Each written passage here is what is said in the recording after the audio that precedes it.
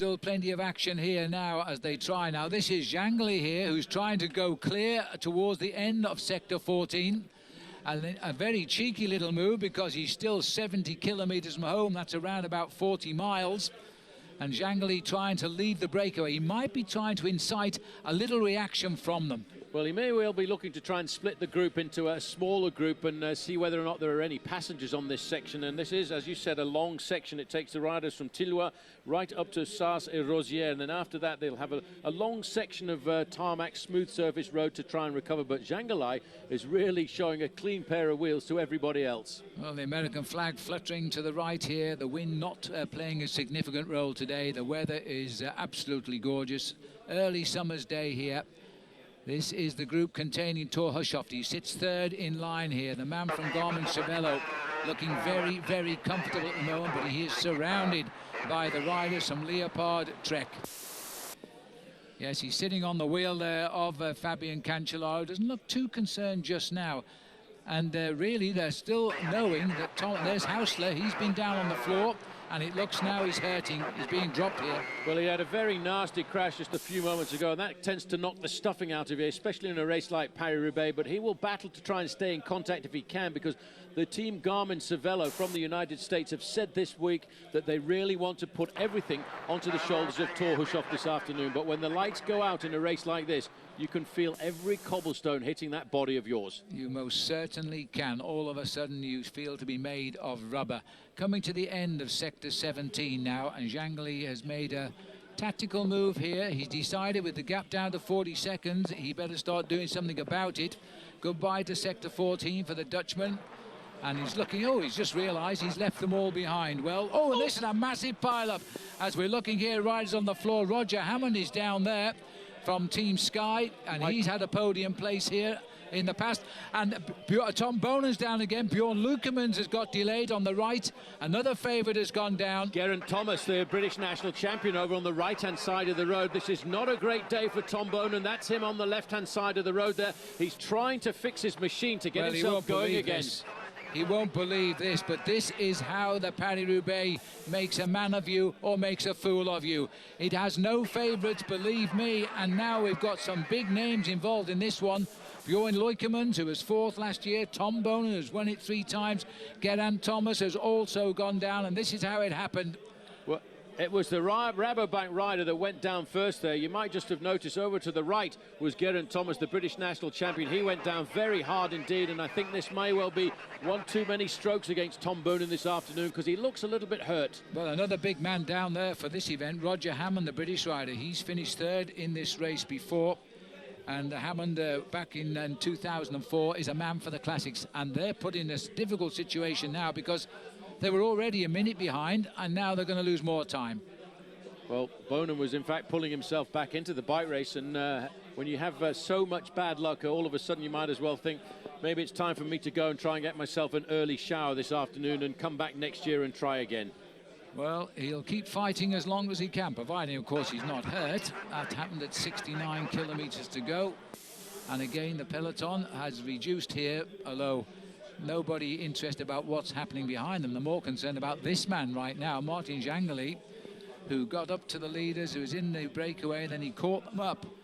And now he's gone away on his own. So there's Jangli over to our right, just gone off camera, and if he looks over on his right, he's going to see he's about to be regrouped. So very shortly, there'll be 10 more men heading for Roubaix, 35 seconds in front of the rest.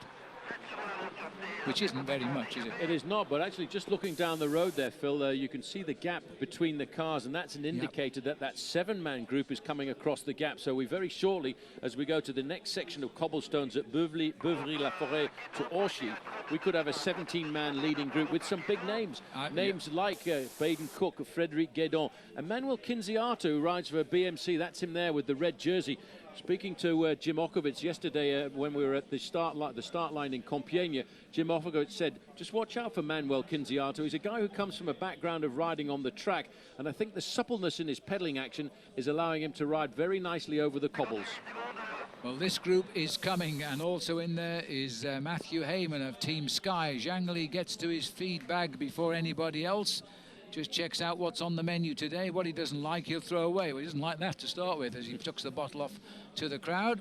He'll keep that one, though, and give them the empty one. That's the way to do it. He's going to wait for these boys to regroup. We will have 10 riders coming together again at the front. And although it says 35 seconds, it doesn't appear to be that far now back to that chase group containing, as Paul has said, some big names.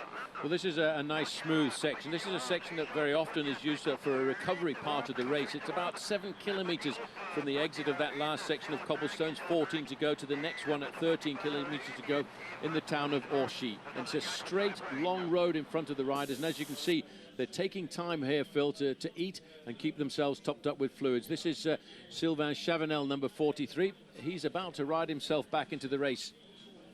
Right, and don't forget, he's jettisoned poor old Tom Bowen, and Chavanel's in that feeding zone right now. So at least one of the men who's co-leader of Quick Step has got to the fore again. No signs yet of Bonen, which is really bad luck. Marcus Berghart's just in front of him there on Team BSC. He's got his bag and picked it up okay. A very solid team, Team BMC. In fact, at the end of the Tour of Flanders last week, when the hammer started to go down, they still had 7 riders remaining of the 8 that started. And the only man who was the odd man out was Karsten Kroon. And that poor old guy was in hospital with a broken collarbone. Yes, and hoping to come back quickly. Collarbones seem to be the injury of cyclists. They take a couple of weeks to heal, and then they're back in the action again. With the peloton, this is the chase group we're looking down at the moment on, which is Chavanel trying to get back up to the leaders. He did well to get his feedback on there. No time to check what was in it, because the pressure really on now to quickly rejoin before we get to the next section of cobblestones. Well, everybody at the moment is scrambling for some kind of survival, scrambling to get across the gap or scrambling to get back into the bike race. And it's been because of the incredible number of crashes that we've had out on the course. We do see a lot of crashes when Paris-Roubaix is dogged by bad weather and rain. But here, because of the dryness on the race route, it's also made the cobblestones extremely slippery. Meanwhile, back at the front, it looks like Stangley onto the left, Martin Elmiger. There's definitely been the 2 strong men in this breakaway, along with Jangeli, who's also pacing it. This is the junction here, and it's coming at 65 kilometers from the finish. Some big names now crossing the gap, including Matthew Heyman, Baden Cook, Lars Bohm, Johan van Summeren, a previous winner in Frédéric Guédon.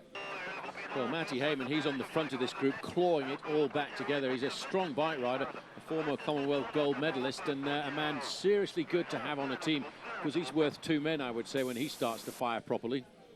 Lars Bach is the rider who's coming across for the American HTC High Road squad. It's a strange the way tactics work out as we now head on to section number 13 to go, Beuvry-la-Forêt. This is sector 13 now at Beuvry-la-Forêt, and just as the leaders come onto it, the chasers have joined here, which has now put Frédéric Guédon, a former winner, up in this front group. Matthew Heyman, Lars Bach, Baden Cook, Lars Bohm is here as well, Johan van Summeren.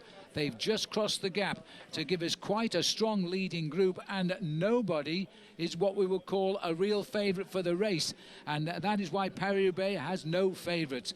But we've seen Tom Bonen crash, but the better news is that Sylvain Chavanel has rejoined in the peloton, but Bonen is still chasing. Well, Bonen was with Sylvain Chavanel, so he wasn't too far from getting himself back into this bike race. The only question mark now, Phil, is how seriously is he injured, and how badly has his morale been hit by having 2 bits of bad luck go against him on what should normally be his queen stage. Yeah, absolutely right. It is very difficult to stay mentally strong in situations like this. One of the best exponents of that was Sean Kelly, the great Irish cyclist. He never allowed anything to affect his target, which was to win at the end of the day. He won Paris-Roubaix on 2 occasions. This is Gorazd Stangley now, the champion of Slovakia, who is on the front and driving, followed by the champion of Switzerland too, Martin Elmiger. Well, you mentioned Sean Kelly, sitting about 6 people away from us here, commentating from another European television network. And yesterday he got his bike out, Phil, and rode over 140 kilometers of these cobblestones in a celebration that the organization had put together here, where 1,000 cyclo-tourists had participated in a ride over the cobbles. And that'll be an ongoing thing. It's called the Paris-Roubaix Challenge now, which is the day before this event. They finished it just after the forest of the Labre, instead of bringing it into the finish in Roubaix, because, of course, installations going in for television at the old velodrome. Just look at this picture now. A long, long, thin line of desperate men in the peloton trying to reach that breakaway and shut it all down. And some minute behind at least, and we've got no more pictures of him. Tom Bonan is still out there somewhere. Well, all of a sudden, we're looking at a situation here where the race is about to regroup. 1 moment ago, it was split all over the valleys of the north of France, and now all of a sudden, because some incredible chasing that's being done, it's about to pull itself all back together as we come out of the cobblestone section at Beuvry-la-Forêt. 17 riders up front, and here they are at the moment. Sitting at the back of the group there now is Sébastien Rosler, very strong man to have in the breakaway. Being driven on, as always, by the Rabobank team as they leave Sector 13 now. But you might well be right. Very shortly, we could see a real big peloton of cyclists, and that is not the usual Paris-Roubaix pattern with just 63 kilometres to go, which is just on 40 miles left to race. Well, this is the next feeding station at Beuvry-la-Forêt. These riders are taking on board as many drinks as possible. The white jersey you can see in the middle with the rainbow bands around it, well, that, of course, is the world champion Thor Hushovd riding for the American team, Garmin-Cervelo. And looking extremely useful at the moment, I have to say. This is a man that might be well taking the race to victory day. What an incredible victory that would be for Team Garmin-Cervelo as well. Well, they did a good job signing him up before the World Championships in Geelong, Australia last year. Nobody expected him to come up with the victory. They thought it was going to be a very tough race that would be split to pieces. But Hushovd just sat there and waited. When it came to sprint out of the pack, he timed it to perfection. Well, this is the coming togetherness, it seems, at 63 kilometres to go. It looks as though we're going to have a massive peloton at the front, and the only favourite so far out of the hunt, and might yet get back in, is Tom Bonan. 63 kilometres left. Just looking at the riders coming through here. Keep your eye out for number 41. But this is the main heart of the peloton now contacting at the dreaded name of Orchi, because anybody that knows Paris-Roubaix knows that this is the gateway to a horrible set of cobblestones. No, it is. Unfortunately, that section of cobblestone is known as the route of the cemetery, and could well be the cemetery for one or two riders here this afternoon. But Paris-Roubaix, Phil, it's all about guts, it's all about determination. Everyone will have some bad luck, and you have to try and bounce back. It's a real archaic competition where you have never to give up in a race like this, because anything can happen. Well, I know that on Belgian television, the Belgian people are going to be just fretting as to where is Tomica, and another rider is on the ground, and it looks as though Quick-Step is down again here. Well, this is... oh, no, it's Chavanel again. I thought it looked like, I didn't want to say it, but this is the third time for Chavanel, and he's come out there, clipped a wheel. Very, very lucky, but he almost got run over there as well by Goric Gardenen of the Vacances Soleil team, I think it was. Well, I think if anybody has to actually put together a number of bad luck stories today, it's going to be Team Quick-Step, because he went down very hard. I don't think he's going to get up from that one. Well, he certainly is. Well, this man will not give up.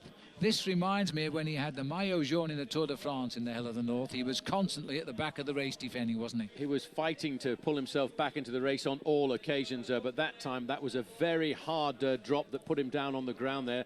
Tough for France, because Sylvain Chavanel has got some of the best form of his racing career over this last week of racing. Well, he's certainly seen all aspects of Paris-Roubaix in the last hour. That's the third time he's had a problem. It's the first time we've seen him actually fall.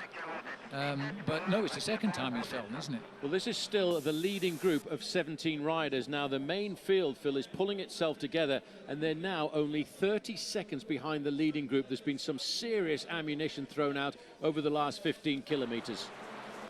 And now there's a move again from the front of the group, and this looks like it might be David Velo who's put in a little push from the breakaway. He's very strong today. Well, a lot of riders. One team that has been very noticeable by its absence from the front end of the main field is Leopard Trek. They're playing a waiting game, I think, to try and launch number one, Fabian Cancellara, into a possible move.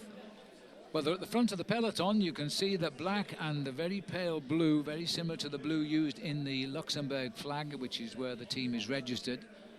And they're doing all the work at the front here now. But they're so close to being in contact. Cancellara right on the sharp end now. He's the second man in black to our left of our picture. And BMC, George Hincapie comes forward to dead centre as well. This could become a great battle here between Hincapie and Cancellara, the old firm. Well, they know all about this. This race is also, Phil, a little bit about experience, and Hincapie certainly has the experience of having been to this bike race for many, many years in a row, and he now knows this next section of cobblestones, if you've got the legs, you can split this race to pieces. This is it now. As we enter now the next section of cobblestones, this is Sector 12, Orchy, 1,700 metres now as we start the action. And again, this same group of 17 rather, being led by Gorash Stangley. But the main field are now snapping at the heels and coming up. Well, this is a three-section cobblestone, three-star section here. This section at 12 sections to go, 1.7 kilometres long, 1.1 miles, and this is a very nasty section. This is the main field. A few moments ago, they were about 2 minutes behind the main field, but they know the importance of this subsection here, Phil, and that's why the pressure is on at the front. And look at the dust. This is what hurts the eyes now and causes those wheels to slip. Now, Sylvain Chavanel was in the peloton. He's had a bad fall. He's chasing again. Bonin, we've lost sight of. No information coming. But George Hincapie and Fabian Cancellara and Thor Hushoff are right here now. 40 miles of racing left to go. This group now is looking for 30 seconds to pull them back to a 17-man leading group. And look at the speed they're going over these stones. Now we're looking here at the main group. Hushoff is in the white jersey near the front, the world champion, flying the colours for the American team, Garmin Cervelo. It's only a 30-second gap, but they seem to have slowed down just a little bit again. These are the legs of Stangley, followed by Jangalai. That's a bit of a mouthful, isn't it? Stangalai and Jangalai. I hesitated for a moment, couldn't think what to say. And that's John Degenkolb at the front for HTC Columbia. This amazing youngster who was a medalist in the Under-23 World Championships, and HTC Columbia High Road, HTC High Road signed him up. And that's a good move. He's got two strong men here, in Greg Rast near his camera and Thomas Lisa. Well, these are strong boys. These guys are halfway across the gap as well. They're looking to try and bridge up if they can. And the other rider in there, well, I thought it was Geraint Thomas, number 27. Geraint Thomas has got a white jersey on for the national Of course champions. he has. The two teams, in fact, are rather strange because Garmin Cervelo and Sky have got almost the same coloured jerseys from the back in all of this dust. And in fact, that was Gregory Rast. Gregory Rast was in there as well for Radio Shack, but Stangalai has been an immense tower of strength in this leading breakaway. He's obviously likes seeing the way on the cobblestones because he's always at the front driving the breakaway. There are 17 of them now, at least there was last time we checked. There are still 17 riders as far as we know. We're not getting too many shots from the back, but I don't think we're unhitching anybody here. This breakaway is strong, and it could be causing one or two problems back in the main field. Well, it's actually rather strange tactics unrolling here because we've got this 17-man leading group, and at just 20 seconds behind them, this group of 4 riders, Rash, Degenkolb, Lisa and Gregory Rast, and they are trying to make the contact with the leading group, and yet the main field is only 25 seconds further behind them. And a big spread across the field here right now. End of Sector 12 for the second chase group as well. And this is the second chase group. The camera's got him behind them now. Is he going to carry them up towards the leaders? 4 riders there are chasing. And the peloton a further 20 seconds back of those 4 riders. Now everyone being extremely attentive. You can see sitting every now and again that white jersey with the rainbow bands around it, the world champion Thor Hushoff. He's playing a waiting game. I don't think he's put a foot wrong here this afternoon, and he could be the man looking to go one better placing than he went last year, because last year he was in second place. Well, the Sky Boys, the Garmin Cervelo riders, bring the main part of the field there off that sector of Sector 12 at Orchy. As I say, only 1.7 kilometres of it as we look here now at Degenkolb, who's a big name already, a youngster who came over to the top pro teams this year. Very astute signing by HTC High Road. This is Matthew Heyman grimacing his teeth. Boy, these fellas are already at 100% of effort here. They know they need to close it down now. Tor Hushoft is right there, and this is going to be the trap of the 4 chasers. They're going back, 5 chasers by the look of it. Well, at the front end of the main field, you might just have noticed the face of Juan Antonio Fletcher. Now, there he is on the left-hand side, starting to be very attentive indeed. And he's the man that Team Sky this afternoon felt had got a very good chance of getting himself the victory. They've got now the organisation coming from Garmin Cervelo. They've seen the possibility of a split as we've got Tor Hushoft off the front. 57 kilometres to go now. The world champion in white for Garmin Cervelo, and Juan Antonio Fletcher, the most successful Spanish rider ever in the history of Paris-Roubaix, but never a winner yet, is driving here for the British Sky team. We've moved up to the, this is the main group here, contains Matthew Hayman as well. But really, they're virtually all together here. They're just trying to close this down now. So they can there is indeed, somebody's gone down, and this is the remnants of it here. The Europe car rider is on the floor. The Amiga Farmer rider looks a little bit injured on the left of the road. Well, you've just got to be attentive. You've got to fight your way back in this race all of the time. You have to stay at the front end of the main field. Well, in fact, that's Pozzato who's gone down here. Well, and he was placed last year. Yeah, that's not too good for Pozzato. And his management was saying it's time he gave us a result. Well, he just has. He crashed. Well, has he got enough wind in those lungs of his to get himself back up? He's back on the bike, but he's a little bit stuffed there, well, a little bit groggy. No, that doesn't look as... He's hurt his left arm as well, and he's got to sort everything out himself. For some reason, his team car either haven't seen him on the floor, or they're still to pass by. Well, a bit of bad luck there for that man, as we go back into this group of chasers. In fact, this is not the group of chasers. We're back to the Tête de la Course. So that was Martin Elminger coming through now. The grimace on the face of Andre Greipel says, we want to survive in this race here this afternoon, but I have a feeling we're going to see a general regrouping, and the whole of the race is going to have to open up again. Well, we're seeing another attack here, and I'm not too sure where we've gone now, but this is Amigo Farmer Lotto, who's trying to move clear of a group which surely is going to regroup. This is the sort of main sector of the peloton, which is getting alarmingly small. Well, what we've got now, Phil, is a group of 21 riders at the front end of the main field, but they're only separated from the peloton by a mere 35 seconds. And this is the head of the race here now with Tor Hushoft. This is the head of the peloton at 35 seconds, I presume. Hushoft is in here. Doing honour to the world champions jersey. George Hincapie is here. He is indeed. George Hincapie is here. So too is Fabian Cancellara. Still out of the race are the 2 big favourites from Quick Step, Bonen and Chavanel. They have not recovered from their problems. Riding over the front too for Team BMC. A lot of riders in that red and black jersey of BMC Racing. Alessandro Ballan, the former world champion. There's 2 very nasty sections that are about to come up, Phil. The sections from Orchy to Bercé, but the one that I feel could be the start of the changing of the face of this race, Mont-Saint-Pavel. That's coming up in about 8 kilometres time. Mont-Saint-Pavel is a very nasty stretch of cobblestones, and I would think that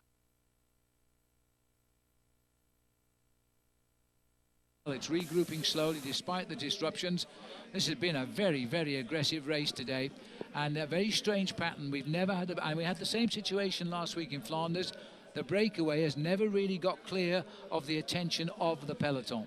Well, Garmin Cervelo are the riders in the black and white jerseys at the front end of the main field. That's Tyler Farrar right in the middle. And I wonder if today he's going to sacrifice himself for the chances of his Norwegian teammate, Tor Hushoft. But they have got what's important to have at the ends of Paris-Roubaix, a lot of riders from the same team in the group to give support. Well, only time will tell that, but for the moment, they are looking to be in a very strong position here. They've got a lot of riders up front at Garmin Cervelo as they continue to course 35 seconds back of the leaders.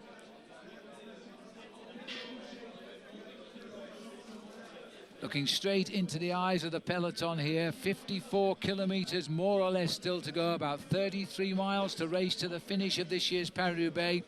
No decisions yet. There is a breakaway, of course there is. We've seen a lot of it. Pozzato has gone out with a nasty crash. I don't think he'll come back. But we're now seeing a blanket of 35 seconds across the field as we charge onto Sector 11, a 2.6 kilometre section. Yes, you can see this Sector 11, Orchy to Bercé, 2.6 kilometres in length, Phil, and that is extremely long at 1.6 miles.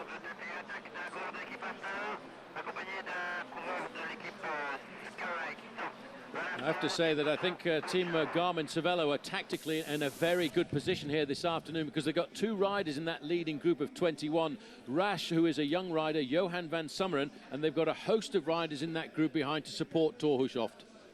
Well, just look at the speed they're going over the section of cobblestones now. They're driving on this breakaway. It cannot be safe at 17 riders now. They're going to have to be brought back by the peloton at some stage. There has been a couple of riders reach them, not too sure who they were. We've seen Filippo Pozzato really look quite hurt with his left arm, although he was getting back on his bike when we did see him. He's got a bit of work now.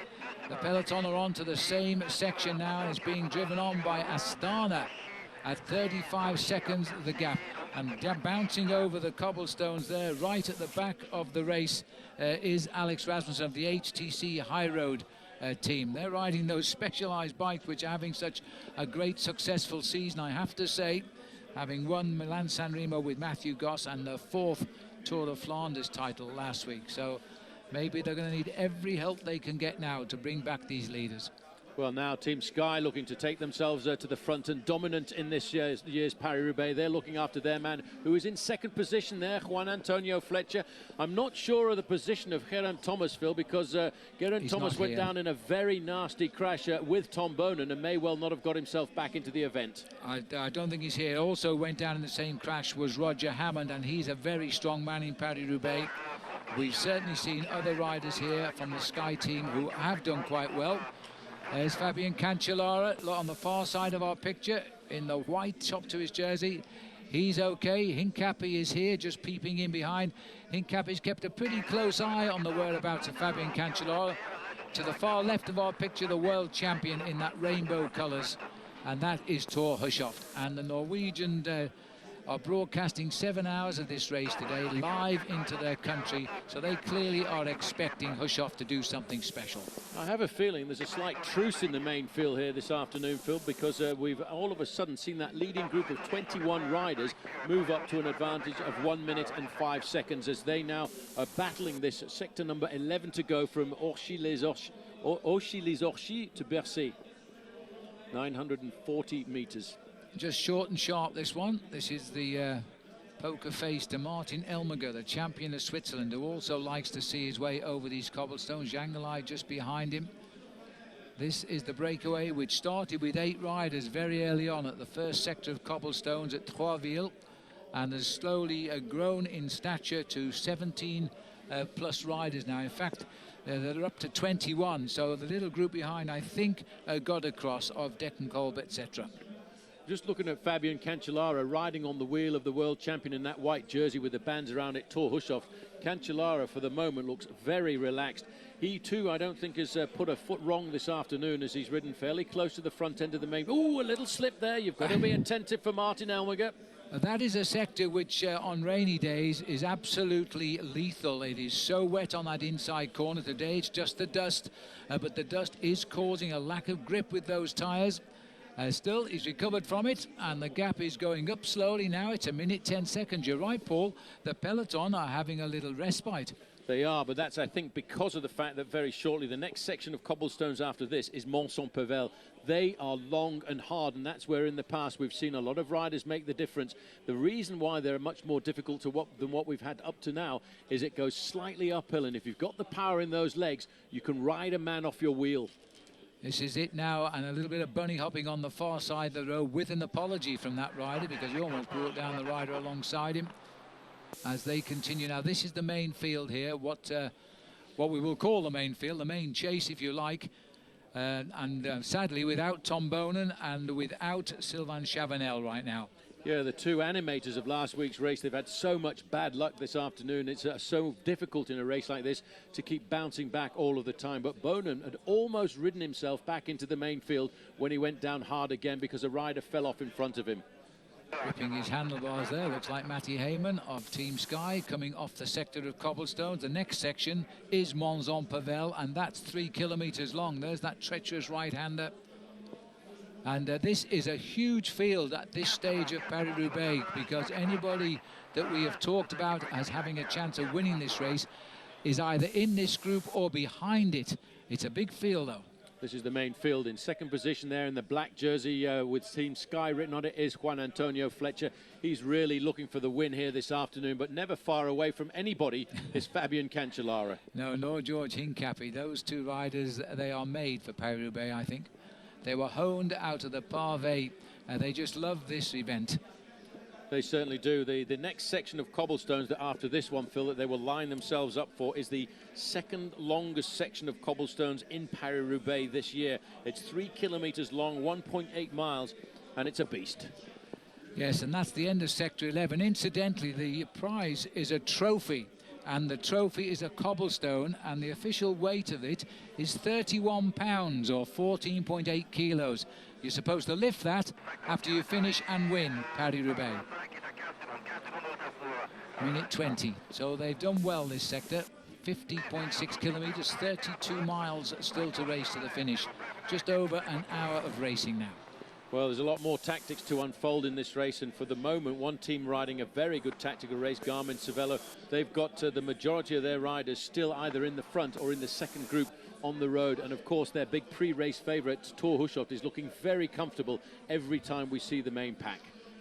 Yes, just how good are those riders feeling? That's what they'll be saying to themselves as they try to assess the riders around them. This is the leading group here, and well, it's really shaped this race right now. It looked a very insignificant move when 8 riders went clear, but then it swelled to 10 riders, then it swelled to 17, and now there's 21, and now it's a serious situation. Very serious situation with 1 or 2 riders who will be licking their lips at the chance of being in a breakaway like this, including a man who's won this race in the past, of course, Frédéric Guédon of France. He knows how to pick out the good situations. Matty Heyman in the black, he's a man who will be looking to be an opportunist, or maybe just waiting for the return of his team leader, Juan Antonio Fletcher, from the second group on the road. There's plenty of riders willing to set the pace here. That's why it's going up. Kinziato is the BMC rider going through to the front now.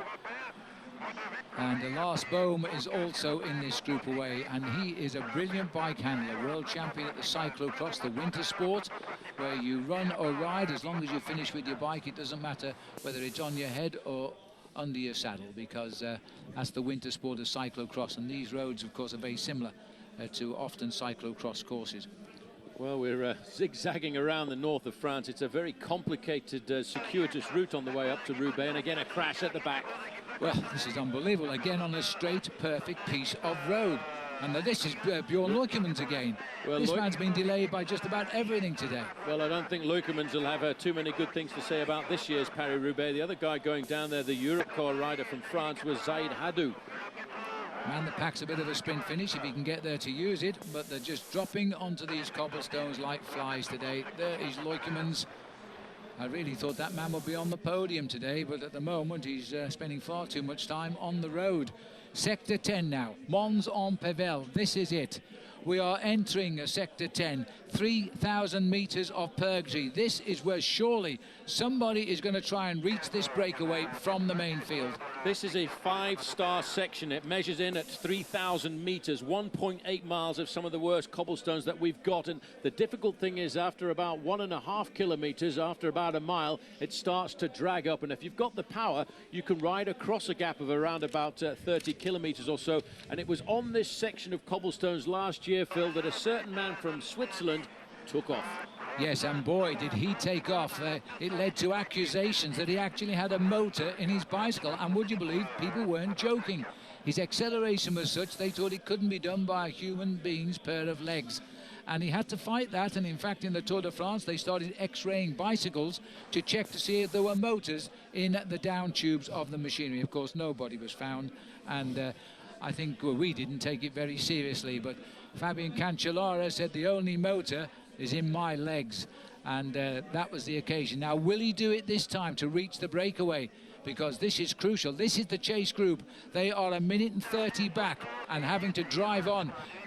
This is Chavanel, and Just about got his shorts on at the moment, but he's coming back to the leaders. Tremendous piece of chasing by Sylvain Chavanel.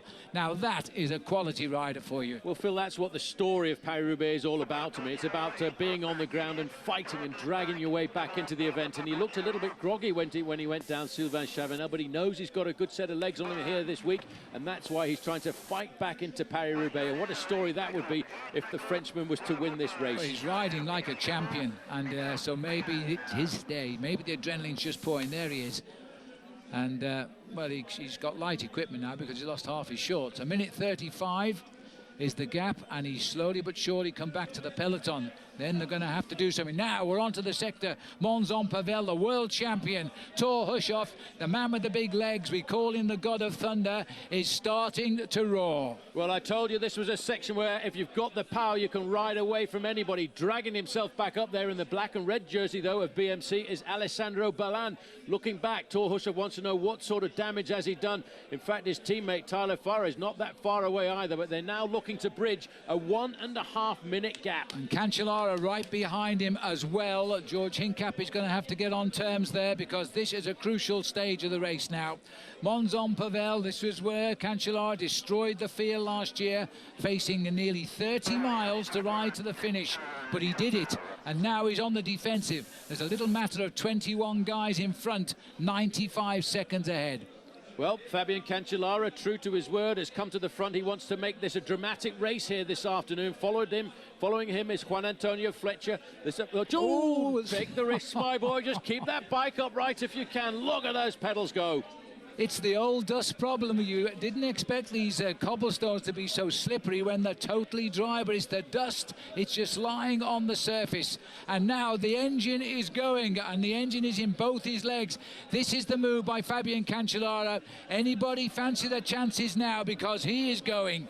He said during the week, Phil, he said, if you want to ride Paris-Roubaix this week, he said, you better put your seatbelt on because the aeroplane is just about ready to take off. And here he is absolutely flying. Fletcher is in second position, trying to pull his plates up to this flying Swiss machine. And just behind him, the world champion, Thor Hushovd. But he's taking every kind of risk to slap out a bit of pain to this field. Now, remember, last week he was drawn onto the attack too early by Tom Bonan. The result was he ran out of steam towards the end. It cost him the race. Now he's being drawn on the attack by himself because he's got to bridge the gap. He has completely imploded the peloton of Paris-Roubaix. Only the strong men will survive now. Well, talk about that. I think that he's just gone through that period when he says bridge to engine room, more power, and there's plenty of power available for Fabian Cancellara.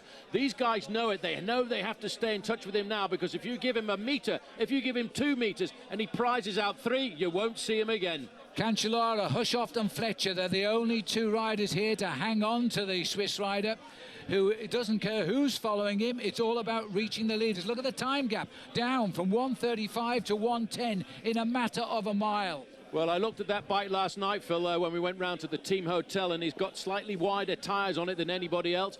Normally you'd ride a 19mm tyre. He is riding 27mm tyres. They're handmade tubular tyres. When I asked the team mechanics how much do these cost, they said, we don't know, we just go out and buy them.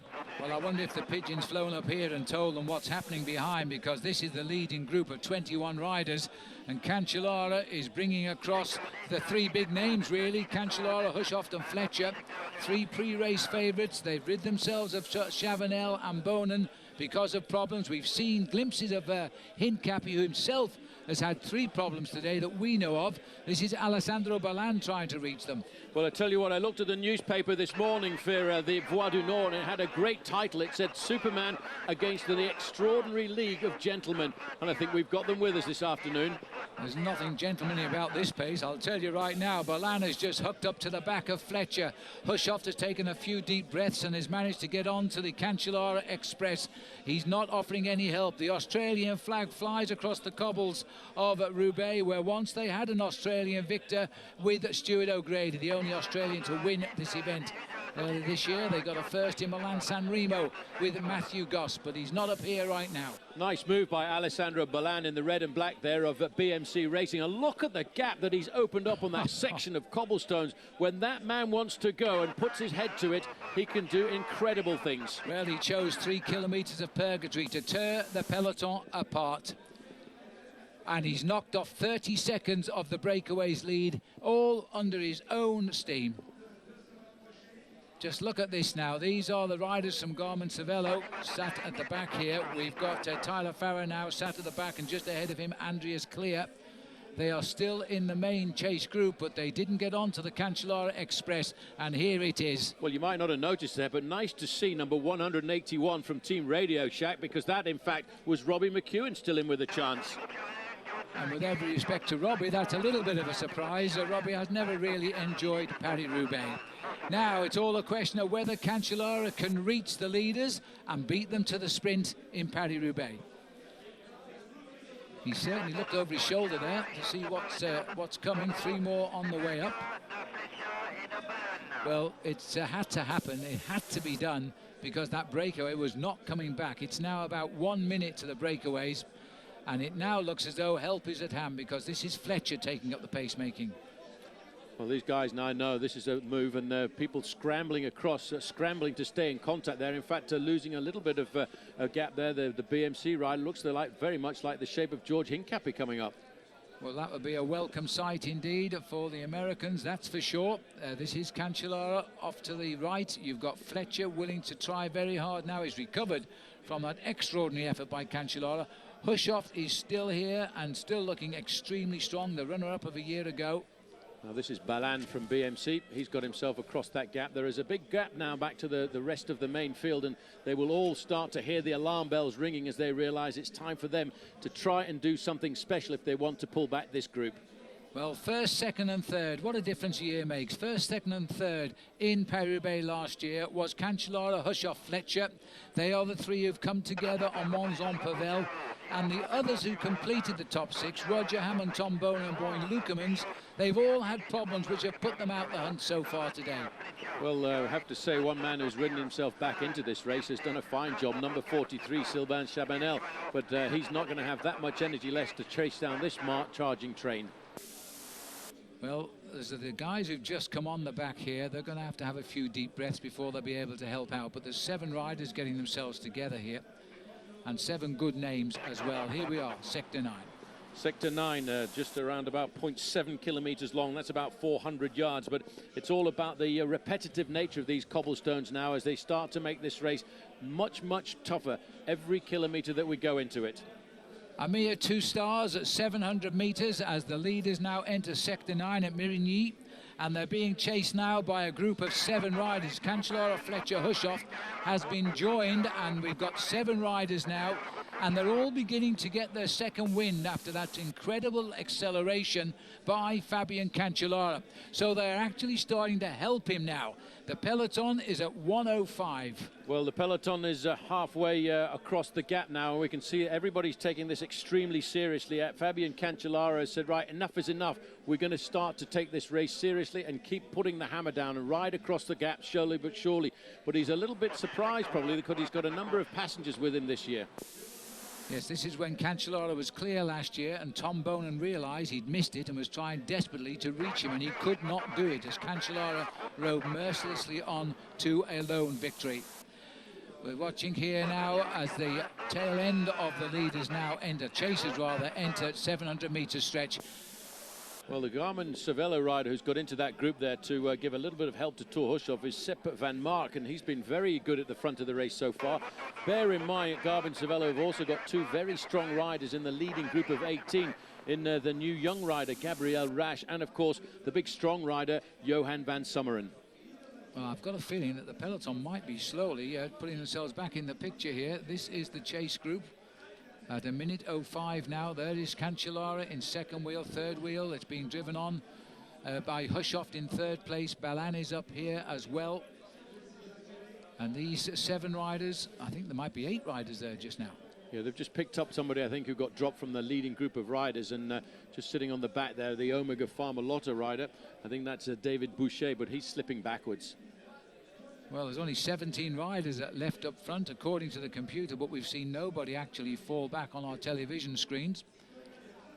So they're going to strengthen the chase group, perhaps, because we're inside now, 26 miles left to ride, 41 kilometers to go. It's a funny old distance that today, Phil, because it was the marathon not only in Paris but also in Rotterdam. That's right. Well, those athletes have now finished, of course. These boys are in for a 6.5-hour ride today as they cross this massive stretch of northern cobblestone roads. There's not really getting themselves organised here, are they? Because this is sprinting all the time. Nobody's actually getting it together. This is the breakaway, and it's Stangley who's trying to sort them out. Well, the problem is, Phil, is the group is too big in numbers. At 17 riders, you start to get a number of passengers, and that really does not feel good from a mental point of view when you're in a breakaway, and you know that there's a bunch of guys at the back of the group sitting on your wheel and getting themselves an easy ride. Well, John Deckenkolb is going to remember his first professional Paris-Roubaix today because he's in this breakaway. He's the new signing on the American HTC High Road team, and what a great find he is. He's already started to win races in his first year as a pro. Now, what's happened now? Because it looks as though they decided to turn off just for a moment at the front. I'm not surprised because they really have not slowed down. Jimmy Engelvon here, he's been up and down from the breakaway, but at the moment he's back. He's had gear problems, but he's recovered from them, it seems. The word has gone out, I think. I think Jimmy's one of the guys who's actually fallen back from the breakaway just now. Andre Greipel sat at the back. He reached the leaders, but he's now back here. So he's been dropped by the leaders because he's in the Hushoff Trace group. Well, I tell you, that section of cobblestones, Phil, at Mont-Saint-Pével, it does not take any prisoners at all. It's a very nasty section of cobblestones, and it once again has stamped its authority all over Paris-Roubaix here this afternoon. But now it's a big chase for those riders at the back because they need to bridge a 1 minute 10-second gap. A mere 70 seconds as once again Gorazd Stangley tries to tempt others to come out and join him. There is still no obvious winner of this year's Paris-Roubaix. Maybe Stangley is going well enough. Well, I don't think he is, but you know, he's been away since the first section of cobblestones at Troisville. He has, yes, built up a bit of an advantage, but he's not a man who's got the caliber of engine inside that body of his as a Fabian Cancellara or a Thor Hushoff, and why not a Juan Antonio Fletcher this afternoon, who's got a number of teammates from Team Sky alongside him to help. Just looking down at the remnants of the breakaway, which we think is down to 17 riders as we now enter Pavé section number 9, or number 8 rather. This is sector 8 now, Pont Thibault, and another nasty section, although only given 3 stars, but it's quite a long stretch of 1,400 meters. 17 leaders, Stangley back in the group, Hushoff in the chase. Yeah, that's 0.8 of a mile. Hushoff, how calm is he looking this afternoon? He knows he's got a number of teammates still alongside and dedicated to his possible success, possibly going one better than he did last year when he finished in second place, and he needs to remain calm. Cancellara, on the other hand, does not have too many teammates at all in this group, but he's sitting there waiting. He knows he's still got a couple more possibilities to get off the front end of the pack, and especially, for example, at the Pavé de l'Arbre, which comes at 4 sections of cobblestones to go, 2.1 kilometers long, 1.3 miles. Let's take a look at the very serious, committed face there in second place of Fabian Cancellara, trying to close down that gap. The Astana rider is their top rider, has made the split there. Thomas Weitges as well. So all the hard work by Astana has seen their big man get into that Cancellara group. These are the leaders here. And I've just counted them, and we've got 17 leaders left of the 21 that it was developing to. Greipel has been dropped back into the Cancellara group at the moment, and they are now on sector 8 as well. They've gone in a minute 20 down. Yeah, well, this is the part of the race when they've got to just think about pulling it all back together. Now you can see Cancellara going again, wants to ride the cobbles in first position, but you don't catch out Thor Hushoff quite that quickly. He's got himself about a metre gap, and he's going to try again to prize an advantage. This is how he does it. He gives 110% at this moment. He wants to destroy those chasers and find only the strong ones to go with him. Hushoff's up for the match because the man from Garmin Cervelo has gone straight onto his back wheel. He was ready for the move. Well, they've got that gap already. He knows he's got to hit these guys as hard as possible, but he's got to ride himself across a gap of 1 minute and 20 seconds. But he's done the damage. He's actually started to decant that group of riders now to allow only the top men to come to the front. So Fabian Cancellara is doing what he does best, and that's attack the cobblestones of Paris-Roubaix. Thor Hushovd was marking Cancellara. He was ready for the move. There is signs of a recovery, at least by a couple of the men behind. But Cancellara has got himself just about a mile of cobblestones to snap the elastic here. Well, the big problem for Cancellara, Phil, he cannot drag a man like Thor Hushovd to the finish, because Thor Hushovd is one of the fastest sprinters in the world. And especially when you come to the end of a race that's almost 160 miles long, you're not going to really beat Thor Hushovd. So Cancellara will be looking to try and go it alone sometime between now and the next 15 kilometers. The crowd here enjoying the moment. It looks like Alessandro Ballan is in trouble here. He's lost contact on sector 8, unless he's trying to cross the gap, and I'm not too sure. It looks like he might be. Yes, he is. He's trying to reach them. So Ballan has gone from the group and trying to reach Hushovd and Cancellara. Well, he's seen the danger of allowing those two riders to go clear off the front end of the main field. Again, they're one of the giants of Flanders, the French Flanders, that is, over on the left-hand side. But this has been a very good move now by Fabian Cancellara. And if Ballan gets across, we could be looking at a serious working group to try and bridge that 1 minute 20. The leaders are off the sector of cobblestones, number 8. 7 more sectors to come. You can forget sector 1 because it really is just a ceremonial stretch of cobblestone before the finish as they come into the stadium. This is a very, very different Paris-Roubaix this year, not running to the normal pattern, as indeed was the case last week with the Tour de Flanders, and that was an excellent race. The gap has come down to 50 seconds, so he's pulled back nearly half a minute, and he's gone this time, and just when Hushovd had taken to the sidewalk, he's back. Well, so is Alessandro Ballan, Team BMC. Just watch this again. He's calm and collected, jumped up the pavement there. You've got to be alert all the time in Paris-Roubaix, waiting for anything to happen around a corner. But Hushovd safely back onto the smooth tar in the middle of the road. Now we've got a 3-man chasing group, and yes, Phil, in about 2 kilometers, they wiped off 20 seconds of that leading group's advantage. What a brilliant piece of cycling. What a great cycle racer Fabian Cancellara is. He wants to win this race, and he's prepared to do it all my own work. Hushovd is waiting till this guy cools down a little bit before he starts to help him. These are the leaders, these are the chasers behind Cancellara, sorry. Now, can they recover in time? It's now down to 40 seconds. He's really ploughing into this, but the man caught out is the Team Sky rider, Juan Antonio Fletcher.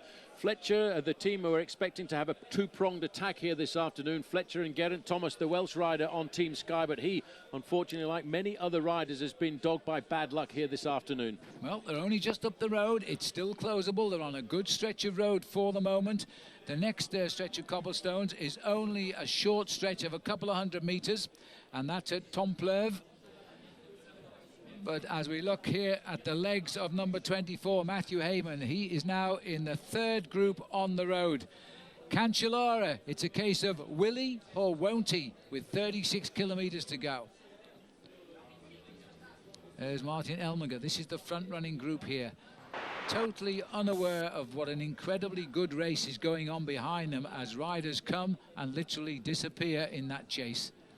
Well, that's Martin Jangelai in the orange jersey. He's been a big animator of this early breakaway here, which has swelled to incredible numbers. There are 16 survivors of that group, which built itself up to around about 21 men at one stage of the game. But now they all will know. The team managers will have told them they're being chased by a dramatic trio of riders. What a quality trio of riders they are too. Ballan, a former world champion, the current world champion, and the man who holds the record of world championships at the time trial, Fabian Cancellara, which he's won 4 times. There's the remnants of the group they left. They seem to have reformed into a chase of 6. No, they will do everything they can, and Juan Antonio Fletcher will be kicking himself that he missed that move there, because it's shown himself so far that he's been extremely strong in Paris-Roubaix. But now he won't have too many friends in this group either, because they all know he wants to pull himself back to the 3 men just off the front, and the gap now another 10 seconds shaved off it to 30. The hand was up there by Sepp van Mark, who's done so much for Fletcher to keep him in a win situation, and now seems to have a problem of his own. These are the 3 chasers. The gap is now a scant 30 seconds, and it's all down to that magical man on the front, Cancellara. Well, forget that, Phil. I think it's less than that because they started to pull the cars out behind these riders. The race referees keeping the gap nice and clean because they know that Cancellara will come across. Can you imagine if these riders are told on their little ear radios, there's 3 guys catching up: Fabian Cancellara, Thor Hushovd and Alessandro Balin. I'd try to go quicker. Well, I think that's what Frédéric Guédon has decided here, the man from Française des Jeux in the white jersey, former winner of this bike race, one of the oldest men in the bike race as well, Phil, at 38 years of age. But he knows you have to take advantage every time that you can. He's covered there by Johan van Summeren, who rides for Garmin Cervelo. Yes, Guédon won Paris-Roubaix back in 1997. And since then he won Paris Tour, another classic race at the other end of the season in October. But good for him, because this man certainly has done what his team manager Marc Madio said he would do, and that's put himself in front of the television cameras today in this breakaway. Well, 2 small sections are bolted together when the riders come out of this small town of Templeuve. There's only 0.2 and 0.5 of a kilometre, but once that through there, they'll be lining themselves up for the town of Sizouin, and there's 2 very nasty sections there which could again see a change in the face of this year's Paris-Roubaix. It may be on Sector 7 that Cancellara will try and reduce this down to bringing the breakaway back into the fold. They're going to go in at around 25 seconds, the gap here. As Paul has said, it's not very long, bolted together. It's just 3/4 of a kilometre, just over half a mile of cobblestones. We're on it. This is Sector 7 now, the first section, Templeuve to Lapinette. It's only 200 metres, a slight respite. Then we get half a kilometre, just under a mile of cobbles after that, half a mile of cobbles rather. So that's the total of the cobblestones in this sector. And Cancellara and the 2 riders with him, Hushovd and Balin, are going to go in less than half a minute behind the leaders. They will use those 2 little sections of cobblestones to try and close down the final gap, and Cancellara not asking for any help at all. You want to see how fast this man goes over the cobblestones, but now in the back of his mind he's trying to work out the permutations, and his permutations will probably tell him that the next big move will probably come on Campin en Fervel or the Carrefour de l'Arbre. Cancellara drives on now. He never looks round for help. He doesn't want any help, although he's carrying 2 men who could well beat him at the end if he gets to the track with them still on his wheel. But at the moment, he's only concerned about bringing back those 17 front runners. He's gone in at 25 seconds. Let's see what it is when he comes out.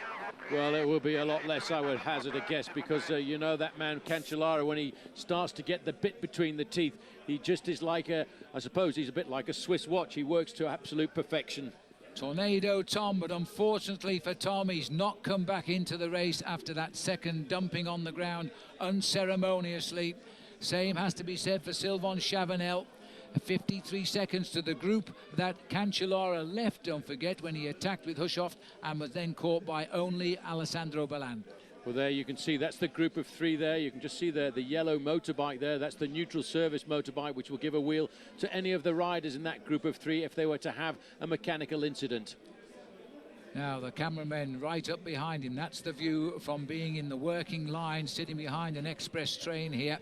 The world champion living up to that rainbow jersey he wears. He won it in Geelong in a magnificent world championships in October last year. And Thor Hushovd today would love to become the first Norwegian ever to win this event.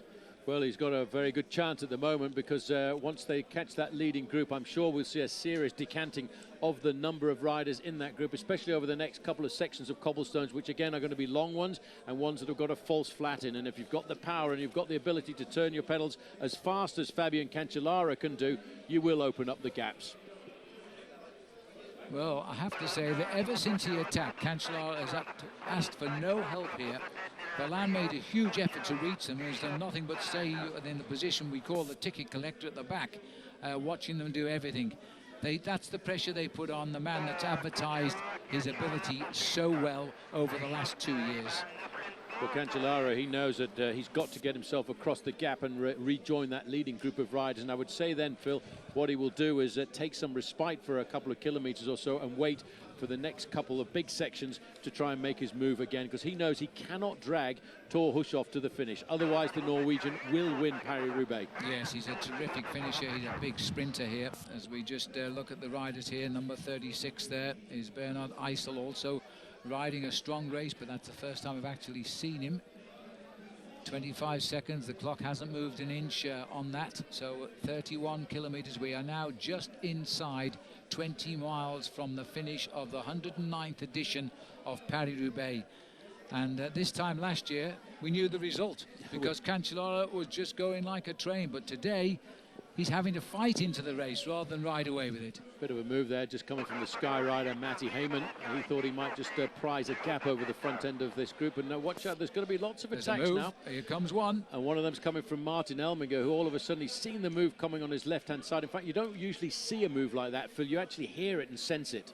Well, I think he did just that because these boys are getting very anxious now. In fact, they pulled 10 seconds away from the Cancellara group. So the other two riders better start thinking of helping Fabian Cancellara. He may be just running out a little bit of steam. And in fact, that's exactly what's happened. He's pulled off the front.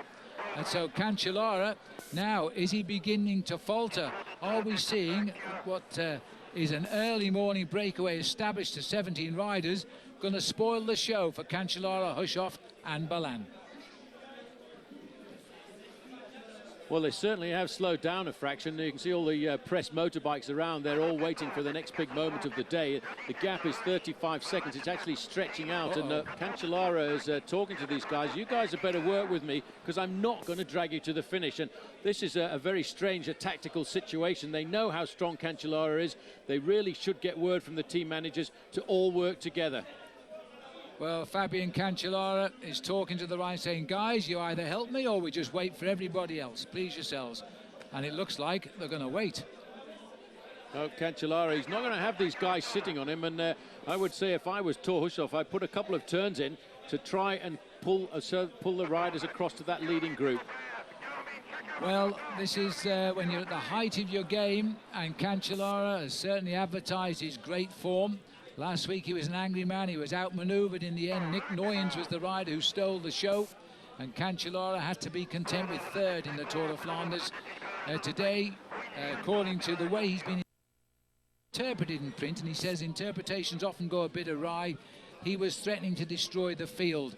And he's tried, but they've marked him out of it. And we're seeing a situation where 17 riders, which include, as far as we know, still up there, Baden Cook, is in that breakaway, and it's gone out now to 40 seconds again. So as the discussion starts here, will that breakaway stay away? And that's a question these riders must now be asking themselves with 19 miles to go. Well, I find this a little bit strange in the sport of professional cycling. You don't sit on the back wheel of a man like Fabian Cancellara. Cancellara, I think, a bit frustrated this last week. We've known how strong he's been. Interesting as well that the man in the team car for Garmin Cervelo is Peter van Petegem, a man who in the past has won Paris-Roubaix and won the Tour of Flanders, and he could very easily be calling the shots. And it looked to me as if, in fact, Thor Hushoff was a little bit frustrated. We're just looking here now, a regrouping, a rethinking, and a little bit of a move coming from the back of the group here. This is when they've all started to ask for water. Cancellara explaining to the manager, I'm not going to help these guys, it's up to them to help me now. There's nobody working. And so a moment of discontent here for Fabian. And they're back with the group that they were with just a few moments ago, and you're going to see a very frustrated, I would think, Fabian Cancellara in a little while. So inside 30 kilometers to go now, and a little regrouping at the back. All the others who are left behind are back in play, at least alongside Cancellara, Hushoff and Balan. The moment of discontent, I think we'll call that, because the gap has gone out also to around about a minute again, is what our computer is saying. But now they're finding the rhythm once more. And look at this here, Paul, because this is the new boy on the block here for Garmin Cervelo, Sepp van Mark, who's actually setting the pace again. Well, he's going to have to set the pace if Thor Hushoff thinks he's going to win this. I think what just happened there a few moments ago was Fabian Cancellara said, I'm not dragging you to a victory this afternoon. If you want to win Paris-Roubaix, you have to do a little bit of work.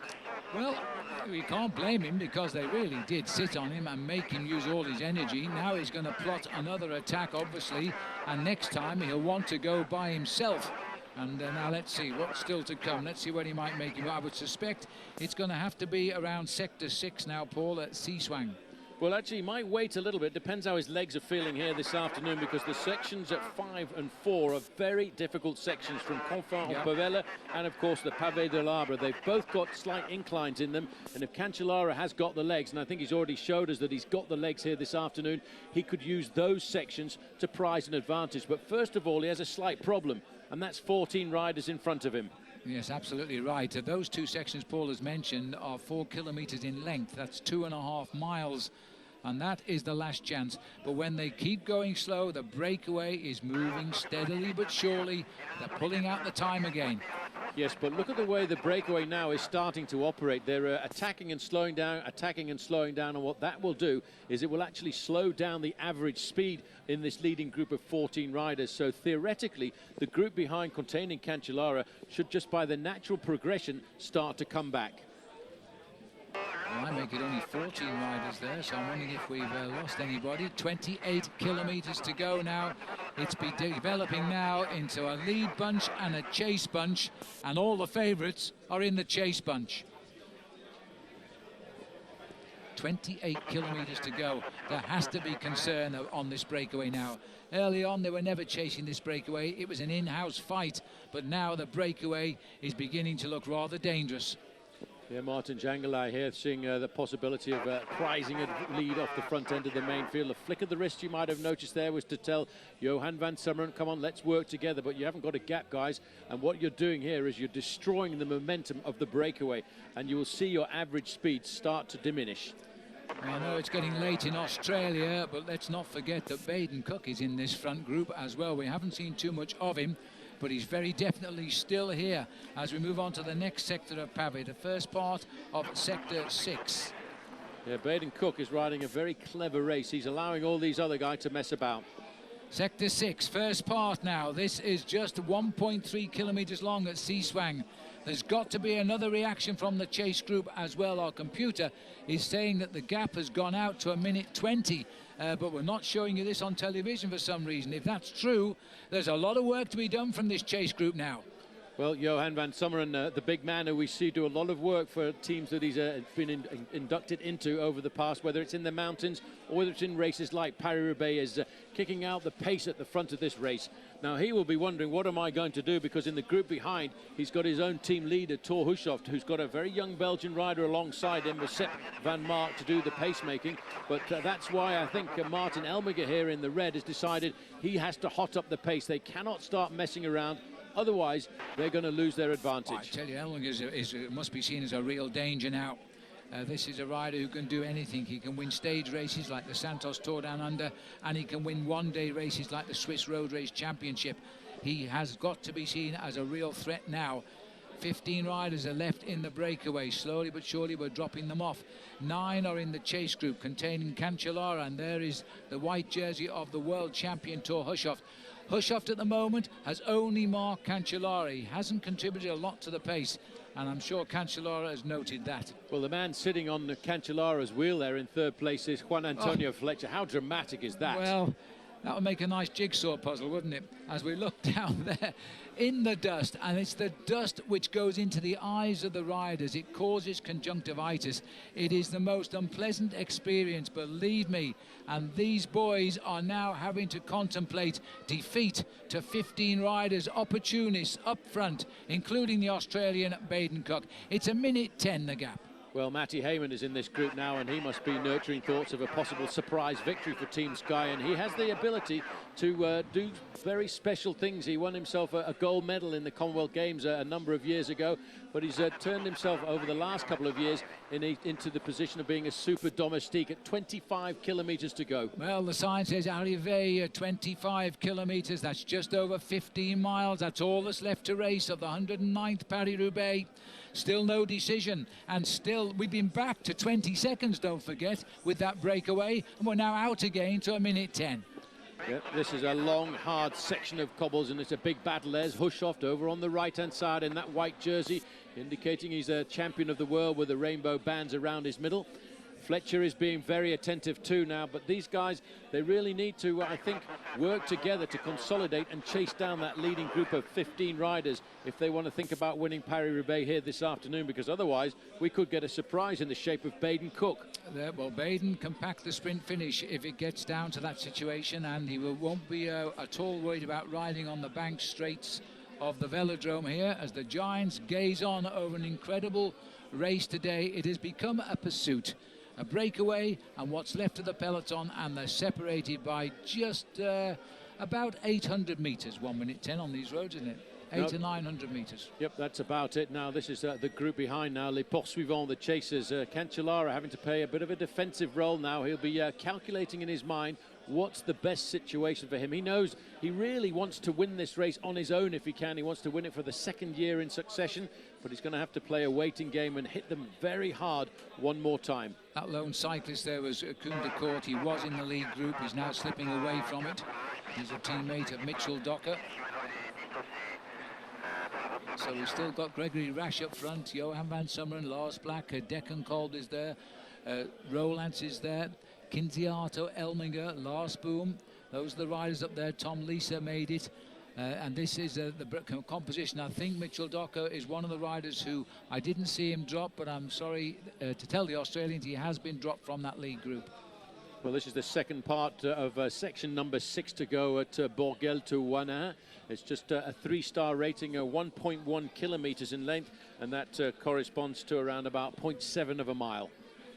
As they bounce their way towards Roubaix, where at least the concrete track will be a bit smoother for the big sprint, if that's what it's going to be. I can't imagine a group this big will arrive on the velodrome. That will call for another type of skill, because many of these road riders aren't used to racing on the velodromes around the world. Minute 5, they're bringing it back yet again. Well, this is still the leading group. That's big Johan van Summeren over there on the left-hand side. Big, strong bike rider. He is very much appreciated in any team that he's been involved with. I remember him doing so much work for Robbie McEwen when they were together at the Lotto squad. Well, that looks like Lars Bak, who's setting the pace there for HTC High Road. And also Deccan Kolb is still up here in this group in his very first Paris-Roubaix as a pro. A chance here to look across the fields, and the reason I'm looking across the fields at the moment is to try and ascertain the gap between this leading group of riders and the front end of the chase behind, and it's still pretty much being controlled by Garmin Cervelo. They really had a plan this afternoon, and that was only to work for one man on the squad, despite the fact they had 3 possibilities of a win with Heinrich Hausler, Tyler Farrar, and of course Thor Hushovd. But I think it is all going to be put onto the shoulders of Hushovd, sitting there in second place. They're waiting for a move. Nobody is making a move here now. They're just continuing to follow wheels, which is not the nature of the game if they're going to close this gap down. They're waiting for Fabulous Fabian to make his move, and I'm not sure now. When you start sitting up and arguing with the rider sitting behind you, it's also a sign that you're feeling the pace as well. Well, that's off that section of cobblestones. The next one will be Confin-en-Pavel. That's a good place to make a move at 1.8 kilometers long. There's also a very nasty incline there too. The leaders are running out of road, or maybe I should say the chasers are running out of the chance of catching the leaders. The race is heading towards the last big moments of this year's Paris-Roubaix, and the gap is 65 seconds, or to put it another way, just over half a mile. There's the fans down there. I can't understand what they're saying because it's all in different colours. A minute is the gap now. They've knocked another 5 seconds off. It looks as though this Grey Curet now is getting itself organised again. And again, it is this amazing man here, Sepp, what's his name? Sepp Van Mark, who is actually doing all the work. He's doing all the work for the man sitting right behind him, Thor Hushovd, the champion of the world, who is dreaming of going one better than second place in Paris-Roubaix last year. And to do that, he's going to have to use his team to bridge that gap. They're starting to turn the tables a fraction. I think that, Phil, is because in the leading breakaway of 14 riders, there is a little bit of dissension in the ranks, and obviously a lot of riders starting to tire after being away at the front of this race for around about 140 kilometers. Yeah, they must be feeling tired now, because the next section of cobblestones at Seaswang is the 230-kilometer point of the race, and I think they must be feeling tired. Now, this looks like a move by Deccan Kolb here, trying to get away off the front. If it's not, then it's his teammate Lars Bak who's stretching them. Heading into Kampan for belts. Lars Bak, who's made the move this time for HTC High Road, who are having, we should say, the usual start to the year. They're winning lots of bike races, both with their men's and their women's team. This is the #1 team for my money on the road at the moment, HTC High Road. Well, they had a big win in the middle of the week, of course, in the Grote Prijs, Skelde Prize, and that, of course, was at Mark Cavendish, winning ahead of an unbelievable crash in the last 300 or 400 metres, but that didn't affect Mark Cavendish, who came out to win that bike race for the 3rd year in succession. Yes, big memories to Mark, because that was the very first bike race he won as a professional as well, about 4 or 5 years ago. But Mark is in this race for the first time, and apart from being in trouble at the back, we haven't seen anything of him. He's got 2 teammates up here, though, he'll be cheering for if he's not in the television room somewhere right now, because he may not be riding right now. 45 seconds, desperate moments require desperate minutes, because they've got to push on. That group is coming back. Again, this is Lars Bak of HTC trying to get himself an advantage. He was covered very quickly by Johan van Summeren. Van Summeren has been extremely attentive here this afternoon as Gregory Rast of Team Radio Shack comes across the gap. Yes, now this might be the splitting up of the lead group. 21 kilometres to go. 45 seconds is the gap. The breakaway is in disarray now. It's what strength you've got. It's now time to lay it on the road. Yeah, we'll just look at the gap as well, because that chasing group containing Cancellara and world champion Thor Hushoff is down to 45 seconds.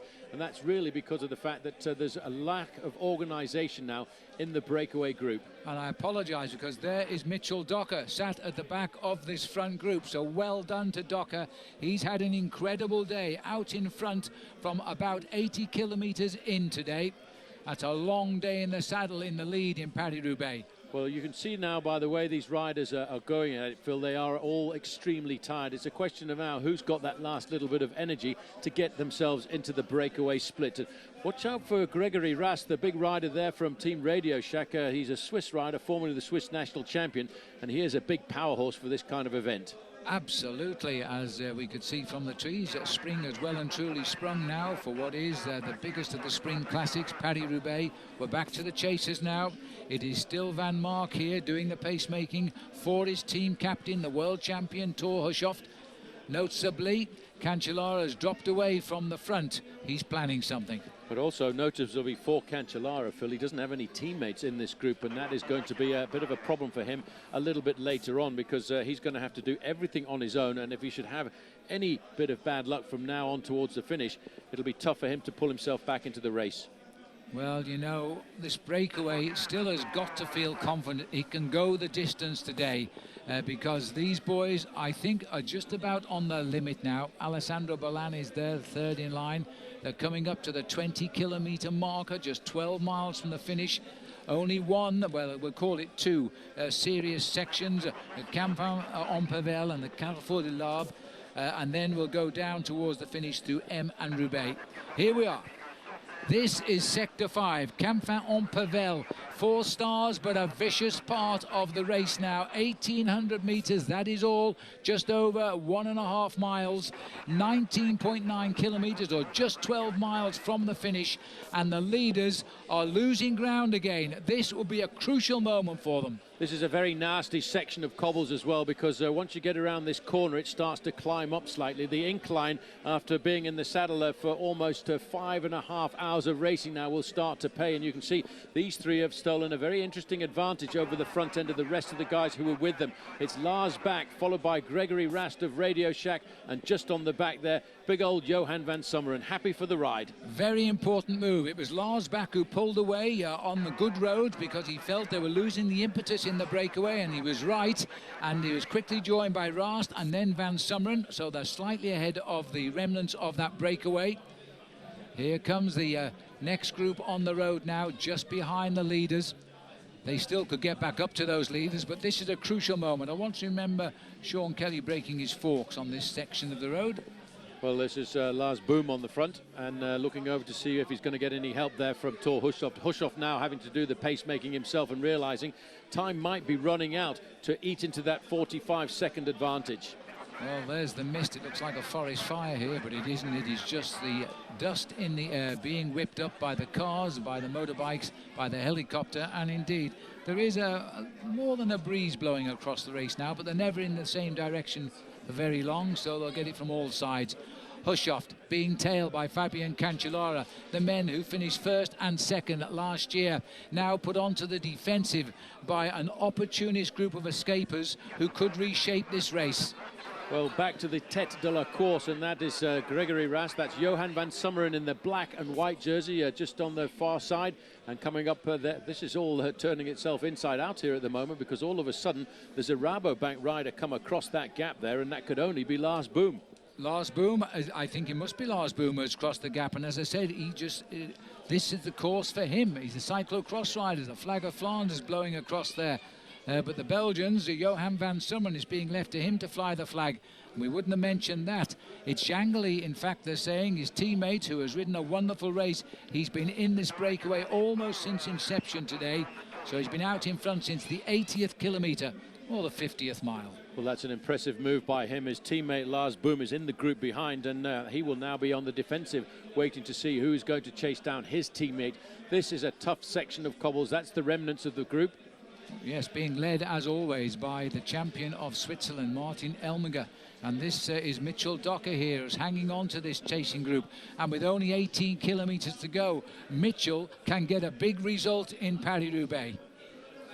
Well, you can see the shoulders of these riders. Now look at VR there in the green jersey of Europe car. His shoulders now starting to sag a fraction. That's an indication that we're getting to the difficult part of this race when the body starts to ask you to stop giving it all of this punishment. Well, they're off that section, but it's not long before they're on the other bit of it here, which is 1.1 kilometres long. But no big reaction there from the group containing Cancellara and Hushoft. I'm beginning to think this year they may have missed the train. Well, the gaps are opening up. 25 seconds, these four riders have now stretched their advantage. So with 55 seconds just for the leaders of today's section of Paris-Roubaix, the big question is, will they get themselves back into this picture? Or will Lars Bak, Gregory Rast, Johan van Summeren or Martin Jangeli be the surprise winners today? At 17.8 kilometres to go. Well, everybody now are starting to get a fraction nervous, I would hazard a guess, Phil. This is the third group on the road now, looking at 55 seconds to the four leaders. The four leaders, Johan van Summeren, Lars Bak, Martin Jangeli and Gregory Rast. And it's Gregory Rast, the big man from Switzerland, who's currently on the front. Yes, and this would be the biggest result of Gregory's life, because he's a man that's a workhorse now. We are entering now Sector 4, just 4 sectors to go. This is the Carrefour de l'Arbre, 5 stars over 2,000 metres, Paul, and they've got the advantage by 25 seconds over the rest of the breakaway. This is a long section at 1.3 miles, and it has a reason to have a fast 5-star rating, Phil, because it's a very difficult section of cobblestones. Maybe even worse in the dry than in the wet, because these are what the riders here know as the blue stones. They are very shiny and very slippery, and I've seen many riders go down on this section. Not that we wish that today, because these boys really have taken the race to the favourites today. They've tried to reach them. So far they've failed. This is the favourites group now, containing Fletcher, dead centre of our picture. Also is Thor Hushoft, Fabian Cancellara, the riders who cleaned up 1 year ago. This is an amazing result so far, and it's going in favour of the adventurers of Paris-Roubaix. Well, Juan Antonio Fletcher has come to the front now, Phil, for Team Sky. He knows this section of cobblestones, and he knows you've got to put it on the line here if you want to win Paris-Roubaix. 25 seconds is the difference between the four leaders and the second group on the road, but we're looking at the third group on the road, who are here looking for a 50-second gap to pull it back. Desperate moments now. They're 10 miles from the finish, and they can't do anything about it. We can wind the clock back 2 hours. The gap was the same. It's been locked in like this all of the time, and this four-man leading group now looking a little bit strange. Names that we wouldn't normally be talking about in this era of Paris-Roubaix. Van Summeren, Bak, Jangeli and Gregory Rast.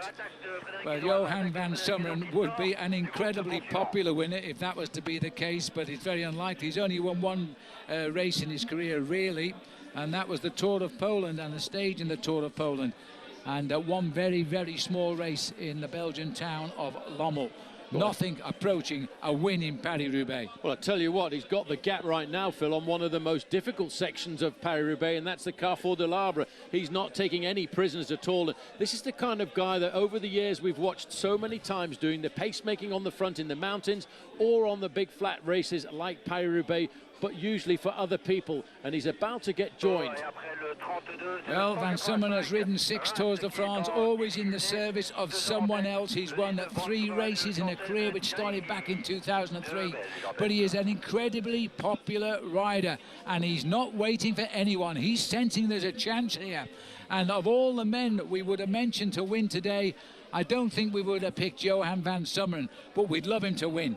We certainly would. He's one of those riders who is a strong athlete, and now is the time when Thor Hushovd has decided he needs to take the responsibility here this afternoon, because he can see his chance of winning Paris-Roubaix start to disappear. And up comes Fabian Cancellara, can look straight in his eyes, Hushovd.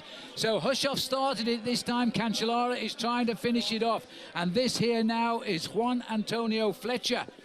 And he is in trouble. Or has he gone forward? Did I miss his attack? Because that's a Fletcher. Well, he's in front of Cancellara. Not too sure where he's. We've caught up with our motorbike, which won't be welcome at all. That was oh dear me. Everybody's got in a little bit of a mess there. That should not have happened. I know it's impossible to avoid on these narrow roads, but that may have taken the steam out of the counter-attack. Well, I'd hazard a guess that, in fact, that Juan Antonio Fletcher was actually getting himself across the gap there. That's now Balan on the front of that group.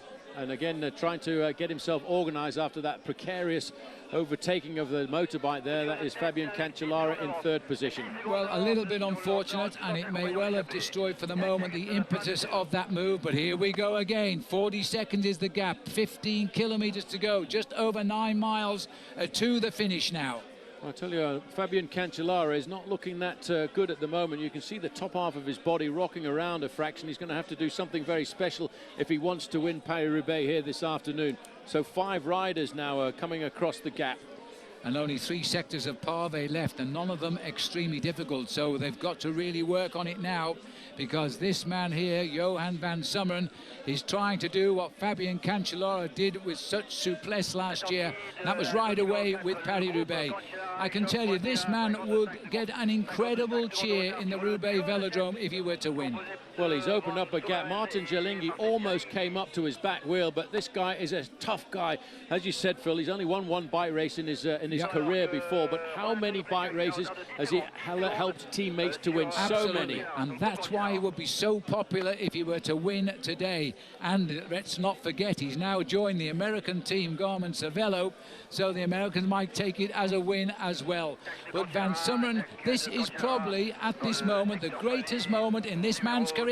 And did you see the wheel spin then as Cancellara went? Well, Cancellara now knows if he wants to do it, he's got to go. He's got Hushovd riding on the smooth part of this section of cobblestones at Gruzon. Hushovd knows he's got to stay in contact with Cancellara. Cancellara realises maybe he's made a technical mistake here this afternoon, because he's looking for 50 seconds. He's caught Elminger. He's caught Elminger. He's also shot past the Europe car rider there as well, which is the Canadian. And now he's cutting through the remnants of the breakaway. These are desperate moments. They require desperate movement. And Cancellara, again, is dictating the race to Thor Hushovd, who will not let him go. But now Thor Hushovd is in a very strong position. He's got a teammate off the front, the Garmin Cervelo rider, Johan Van Summeren. So for Thor Hushovd, he's on the defensive. He's going to sit on the wheel of Fabian Cancellara and allow the Swiss rider to do all of the work in pursuit of his own teammate here, the Belgian Van Summeren, who comes off this 3 sections of go to cobblestones, and safely too. 13 kilometres to go. It was all solitary splendour for Cancellara this time 12 months ago. It was all a matter of just getting to the velodrome. It's not the case now for Johan Van Summeren, because he is dangerously close to being caught, but these are the greatest moments of Van Summeren's career. Let me just remind you, Phil, who is sitting in the team car of Garmin Cervelo here this afternoon? Peter van Petegem. Maybe this is the master tactical manoeuvre for the American team. Well, he is the guiding light. Van Petegem was one of the few men who could tame the cobbles on a regular basis, and now he's guiding Garmin Cervelo, and he'll be shouting into the ear in his own language as well, because Peter van Petegem is Belgian. 12.8 kilometers to go. We're going to start trying to push him along, I think, at the moment now, because everybody is after him. Well, with 7 miles to left, 7.5 miles to go, Johan van Summeren has played his final card. Will it win the hand? The sun is out on his back shoulder. Well, the race situation now completely turned upside down, because Van Summeren now leads by about 10 seconds. Well, it's gone up to 24 seconds as we watch ahead of Lars Bak and Gregory Rast. That, Phil, is a massive lead. Bak and Rast, sort of back rest, isn't it, really, as the two try to get up here. As long as it's not a back rest, and that's just about what I could do at the moment. And then chasing a little bit further back, you've got that group of Fabian Cancellara, but these are the two chasers. Lars Bak, the rider in front, he's Danish. The rider behind him, Gregory Rast, he's from Switzerland and rides for the American team, Radio Shack. Well, the crowd, as always, being treated to an epic race from Paris to Roubaix. These days it starts north of Paris by about 80 kilometres in Compiègne, and comes through after 260 kilometres, all but a few hundred metres, to the Roubaix Velodrome. The crowd is stunned silence here. They're watching a big screen in the centre, and you could hear a pin drop as they watch a Belgian racing towards the stadium. Well, there's only one last chance, I would have to say, Phil, for the man who's in that group, the Fabian Cancellara, if he wants to get himself a bit of a victory, and that's going to be on the 1.4 kilometre section between Willems and Hem. Last moment, I think, for the battling Canadian here, David Velo, as he tries to just hold off the remnants of the breakaway, but now we're trying to find the location of Cancellara. It's just at the front of that group. There is Fletcher, and there he is at the front. There is Fletcher, and having a little chat here too with Lars Bohm, the world champion. The talent in those four cyclists in our picture now, enormous, but they're being outwitted just now with 12 kilometres to go. And Cancellara back under control. He's been put back in his box. Well, he's under control, but everybody's just sitting pretty on his back wheel there. And riders, you can see the guys from Team Sky, they've got Matty Heyman and Juan Antonio Fletcher in this group. But knowing the pedigree of the work that this guy can do, Phil, Johan van Summeren, I'm not sure that anybody's going to pull him back here this afternoon. Well, the way he's riding now, he is on the moment of his life here, heading the Paris-Roubaix towards the finish, 12 kilometres out from home and still gaining time. 26 seconds the gap to the chasers, two riders, 48 kilometres behind him. Bit of argy-bargy going on there, Phil. And it's just dropped to 10.9 on our screen, so we're catching up. But that's in the favour of Van Summeren. We're now down to just over 6 miles to the finish. Well, Cancellara said to me yesterday, Phil, when I interviewed him, that the most important thing to him was to ride this race in a royal fashion, and he's certainly done that. But he's found himself in a position of being the super pre-race favourite, and he ends up with having a bunch of anchors attached to his back wheel. He's just not been able to get free as he did 12 months ago. And shouldn't be seen as an outstanding surprise. A surprise, yes, but not an outstanding surprise, because he has finished 5th in Paris-Roubaix 2 years ago, and before that his best finish was 8th. So he loves the cobblestones. Now he's got the chance to convert the lot into one big win.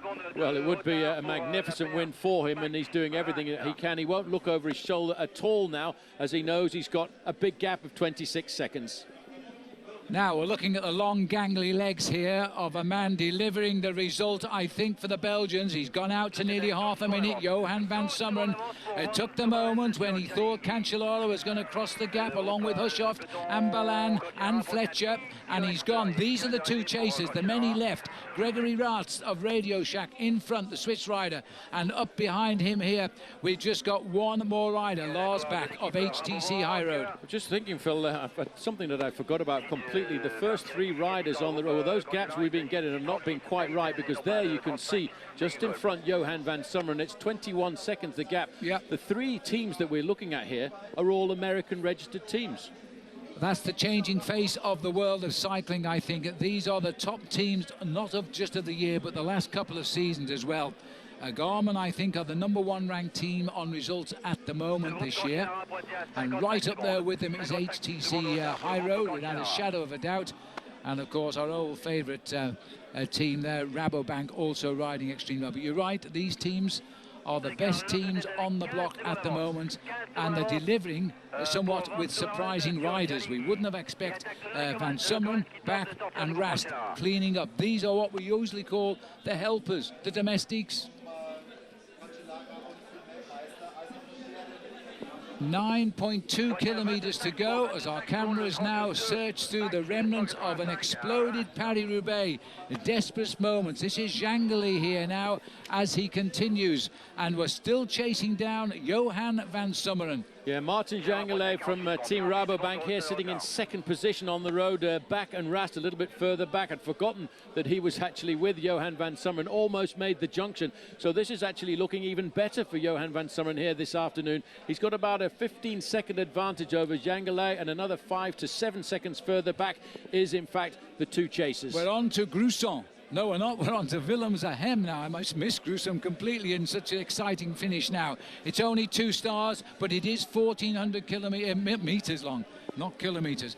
As we're watching Van Summeren here now bounce his way, could be bouncing his way to a most memorable day in the northern roads of France. Well, he's got 1.4 kilometers of cobblestones here. They're actually very treacherous as well, these, because they've got a piece of tarmac at the side, and when riders switch from left to the right, I've seen tires pop off in previous editions of Paris-Roubaix. It's about 0.8 of a mile as the second man in the road here has been in the breakaway for a long time. Look at that. The race is over about a 1 minute difference. 15 seconds to Jangeli, 25 seconds to the two chasers, and 55 seconds to the group, which contains some of the big pre-race favourites, who I think this afternoon, Phil, have really made a mess of it. They're paying the price of being such outstanding favourites. They've been too heavily marked by one another, and that's a perfect consommé to get the riders who don't expect to attack out in front.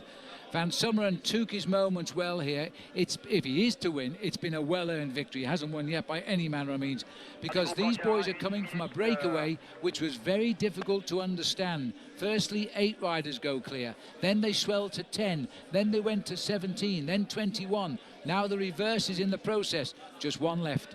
Only one. Each Belgium, if you've got long arms, and he's got long arms, because it's only just behind us here at the French frontier. 6.5 kilometers to go. Jangeli, only once in his life has he ever finished in the top 10 in a named classic race. He was 7th in the German classic Henniger Term quite a few years ago. Here he is, second on the road. Off their last section of cobblestones now in the town of Hem, after 250 kilometers in the saddle for this man, Johan Van Summeren. And next there's only 1 section to go for, but as you said, pretty much ceremonial. These are the moments. He's going to see the outskirts of Roubaix very, very shortly. In the last couple of kilometers, he rides down towards the velodrome. And Jangeli knows exactly what he's got to do now, but surely he can't raise any more speed. Now, this man has ridden a great race. Well, it's really mano a mano. 33 seconds. It's stretching out now for Johan Van Summeren in first place. And what a coup this is going to be, I think, for Garmin-Cervelo. Yeah. They probably couldn't have planned this before the start of the day, because you can't plan Paris-Roubaix. You have to react to the way the race evolves. Well, the American HTC High Road team took out the big race in March, which was Milan-San Remo with Matthew Goss, the Australian. Now it looks as though their arch rivals on the American circuit, Garmin-Cervelo, are going to take out the Queen, and that is the biggest one-day race of them all, Paris-Roubaix. Johan Van Summeren is pulling away, and he's now further away than he was 2 hours ago. Well, you know, I've seen this man ride such fantastic pieces of work on the front end of the main field in the Giro d'Italia, the Tour de France, and the Vuelta a España. And the incredible thing about Van Summeren, Phil, is he can ride in the mountains and he can fly on the flat. And that's exactly what he's doing here this afternoon. He's looking now at a ½ minute advantage. 5.3 kilometers to go. Well, we're witnesses a big pursuit today between the chase and the break, and now the breakaway may well have succeeded. In 5 kilometers, we're going to know all of the answers. Look at the face here. Alessandro Ballan flicking his arm, wanting Cancellara to come past him. He won't come past him. It's all too little, These too boys late. are beaten. They are beaten. It's all too little, too late for the big favourites here this afternoon, because the clock does not lie in a race like Paris-Roubaix, and they are now 1 minute and 10 seconds behind Johan Van Summeren. It's all over bar the shouting for these guys, and they'll be racing probably for 5th place once they come onto the velodrome. 7 riders in the group, but up the road ahead of them are 4 riders, so they're not even racing for a podium place right now. 54 seconds, 5 kilometers to go. I don't think it's possible. The only man in with a chance of spoiling the party for this rider, Van Summeren, is Jangeli himself, because he's the closest to him. Yeah, and that's 30 seconds, and that at this speed, Phil, corresponds to around about 500 meters or 500 yards if you prefer it in old money. And he's not the kind of guy who's going to blow up on the run in towards the finish, because this is a man who's got a serious engine. He's got the power, and he's been a big team helper for many, many years. He's looked after Robbie McEwen, he's looked after Cadell Evans, and in recent years he's been brought on board here, Garmin Cervelo, to be a big tough man in the mountains.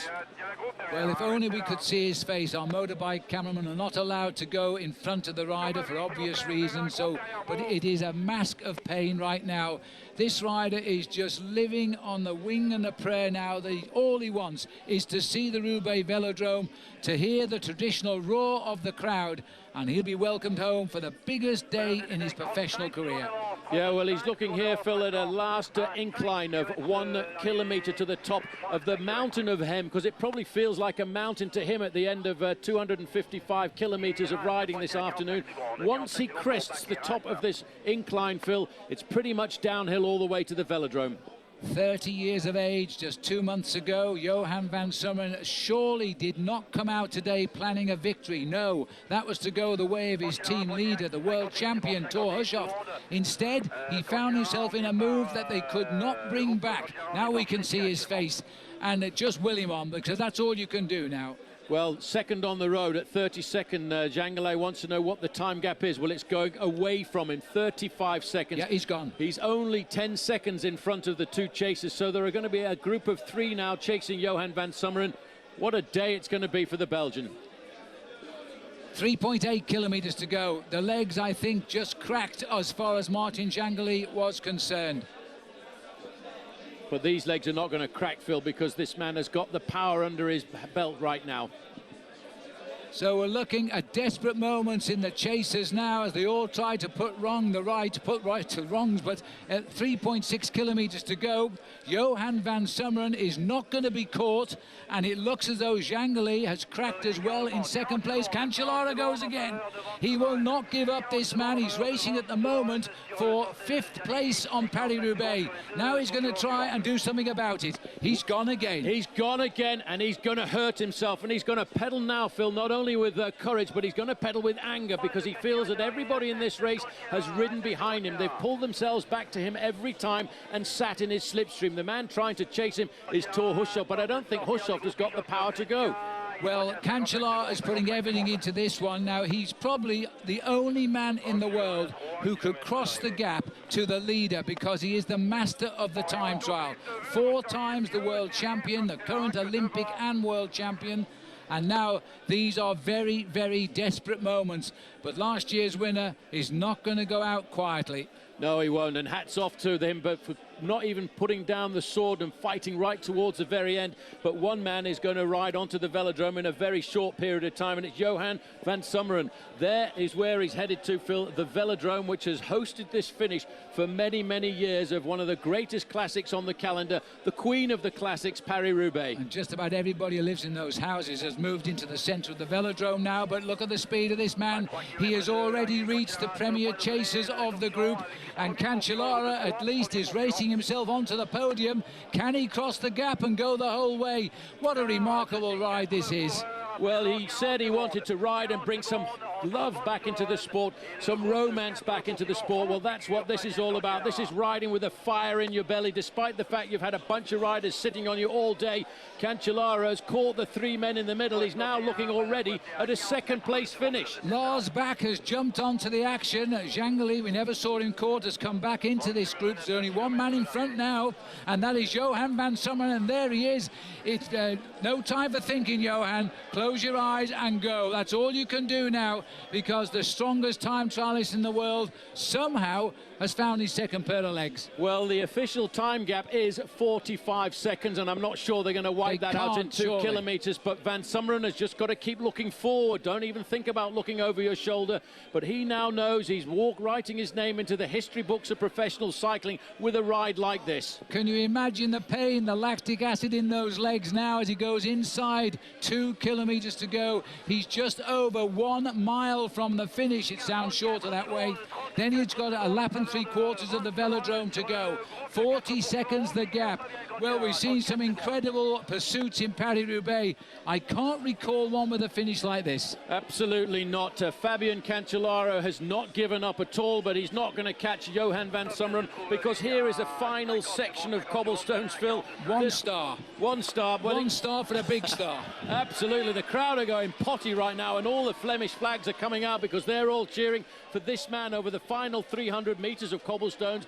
Johan van Summeren has turned the books completely upside down, and nobody would want to take the glory away from him. This man's life will never be the same again as a professional now. He's just turned 30 years of age. He turned pro in 2003, and in 2011 he leads Paris-Roubaix onto the hallowed velodrome here. Little look over his shoulder, he won't see back 40 seconds. He's going to get an enormous cheer as he comes onto the track. Absolutely tremendous result. And Van Summeren here, he got into the breakaway, which swelled up to a total of 21 riders.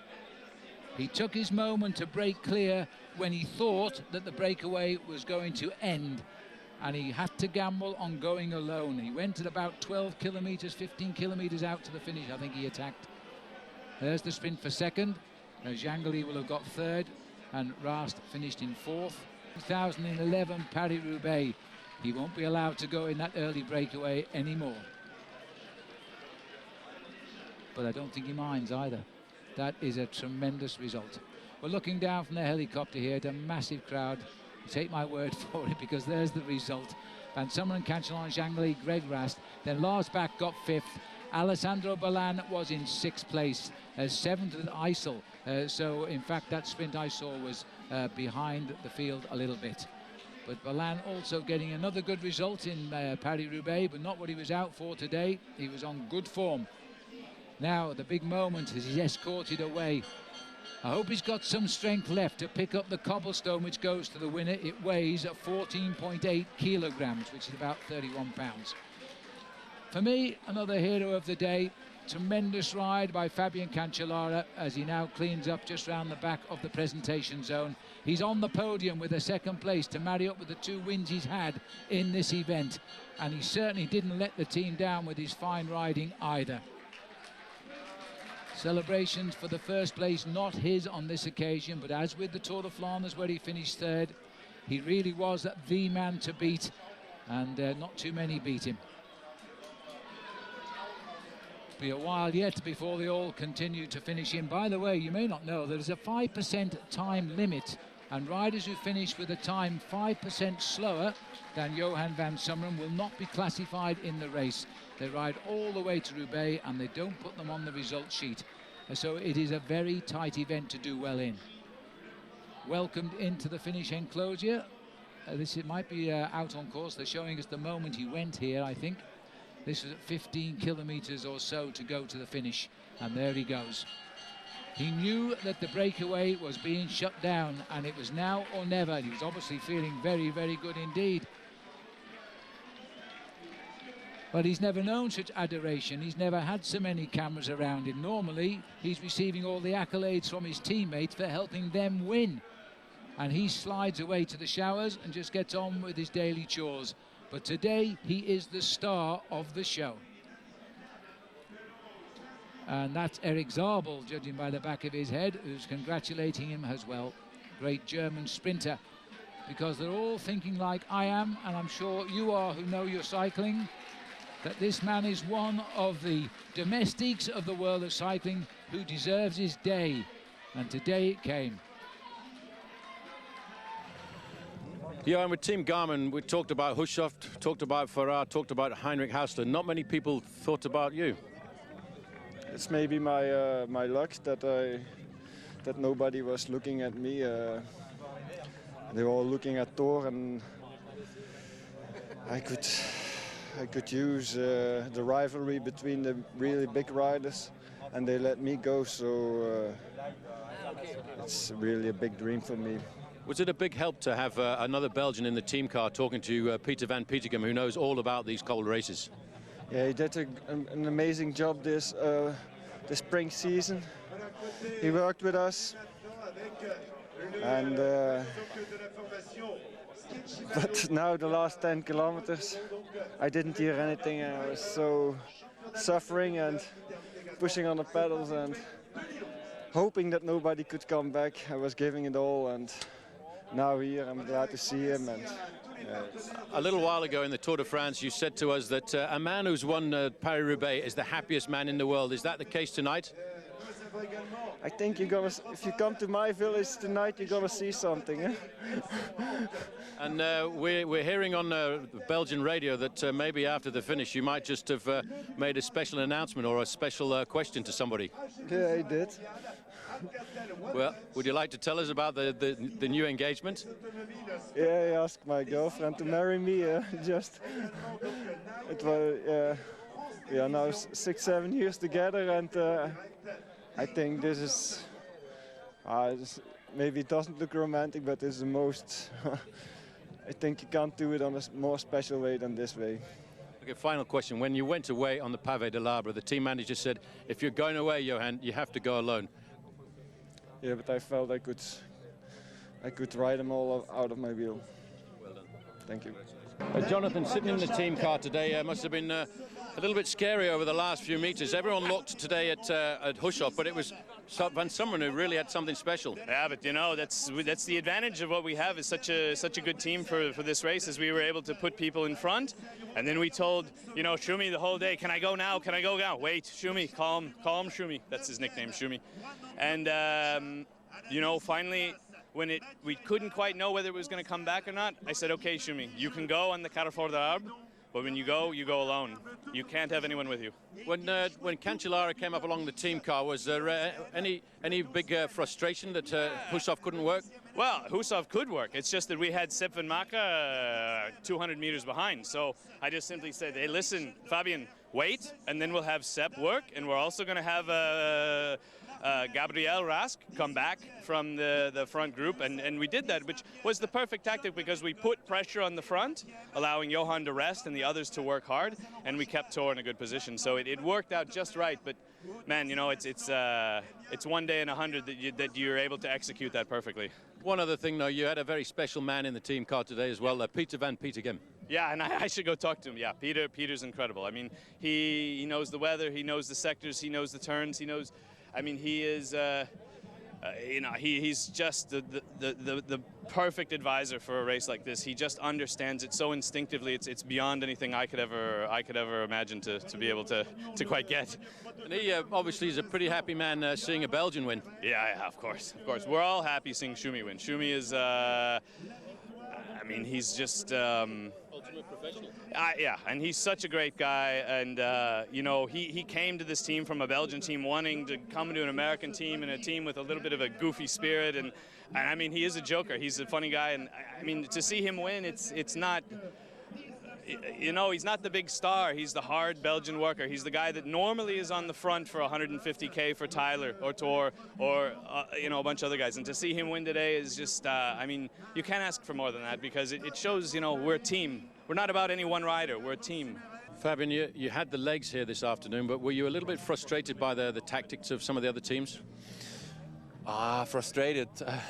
No, I think that's how it is. I mean, when all goes against you, you have to put a lot of stuff out to put on a table and to think, okay, what are you going to do or what is possible? But today there was not so many things possible. I think I just done what I could. I just done what I had. Yeah, just had in my pocket to get the best out of it. And I think on the end, I'm happy with the second place because more than that was not possible. I mean, later going, earlier going, I mean, everyone was on my wheel again, and the fact that everyone was on the wheel, I couldn't change the situation of the race because, I mean, on the end, being still on the podium, second in Roubaix, it's not bad. But still, I was riding for the win, and now again on a podium after those 3 big classics. It's still this victory missing, but on the end, you know, favorite cannot always win, and on the end, I show again I'm still human. We saw you at one stage talking to one or two of the other team managers' cars. What were you talking about?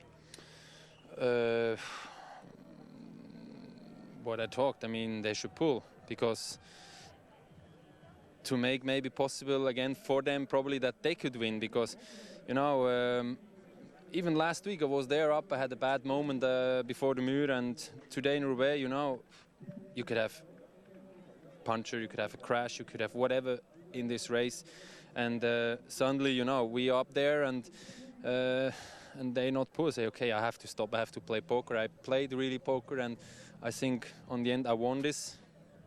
Even I came second on the end, but I had to stop, because otherwise for me the race will be over after, because I can't pull with Thor on my wheel and with Balan on my wheel, because that will be impossible.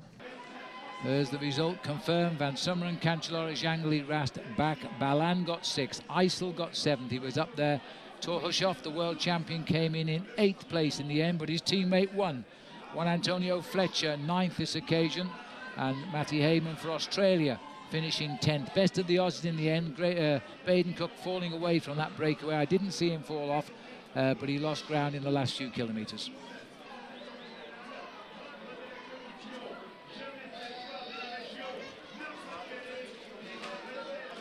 He just doesn't know what to do on the podium. He's never been there of any major event, really. There's the cobblestone, which I'm reliably informed. It weighs 14.8 kilograms, and I would say that's probably true. It's going to be a 2-arm salute, this, to lift it above his head, I think. And now he'll have to reinforce the foundations of his house to keep it on the sideboard.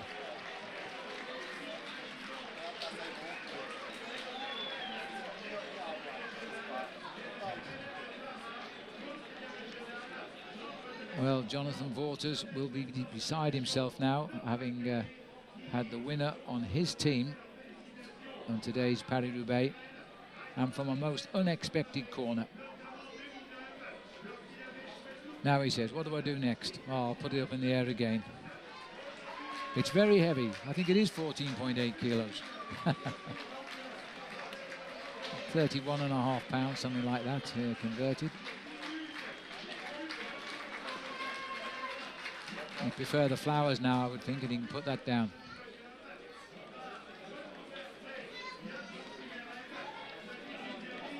What a relief. And now they've just announced Fabian Cancellara, but we're not showing the picture. I'm sure we will in a moment. There he is. And what a terrific champion to congratulate so generously Johan van Summeren, who wins. Cancellara has been up here before on 2 occasions as winner. Now he gets a second prize here. He was not going to be off that podium the way he attacked in those last 3 kilometres, tore up to the break, carried them to the finish and beat them in the sprint. And the next man to come up, Martin Jangeli, rides for Rabobank, continues a terrific season by Rabobank ever since Michael Matthews has started winning early on this year as well. Signed for Rabobank, the Australian, and here comes Jangeli. This is the first time ever for this rider to be on a podium in a major classic event, and he's got 3rd place, and he was always in the thick of the action. Turned professional the same year as Johan van Summeren, except that Martin has won 7 races to Johan's 4.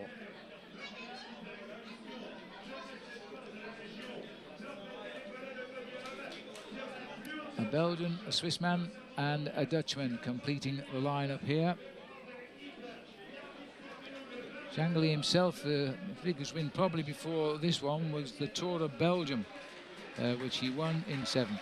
Those are the principal podium winners today, and what was an extraordinary race from Paris to Roubaix, or more correctly from Compiègne to Roubaix. And you can't stop Cancellara getting in the pictures, can you? And deservedly so. A brilliant champion in defeat. Well, I hope you've enjoyed the coverage of the 109th edition of Paris-Roubaix. It is exceptional and has provided us with a very, very fitting winner indeed in Johan van Summeren.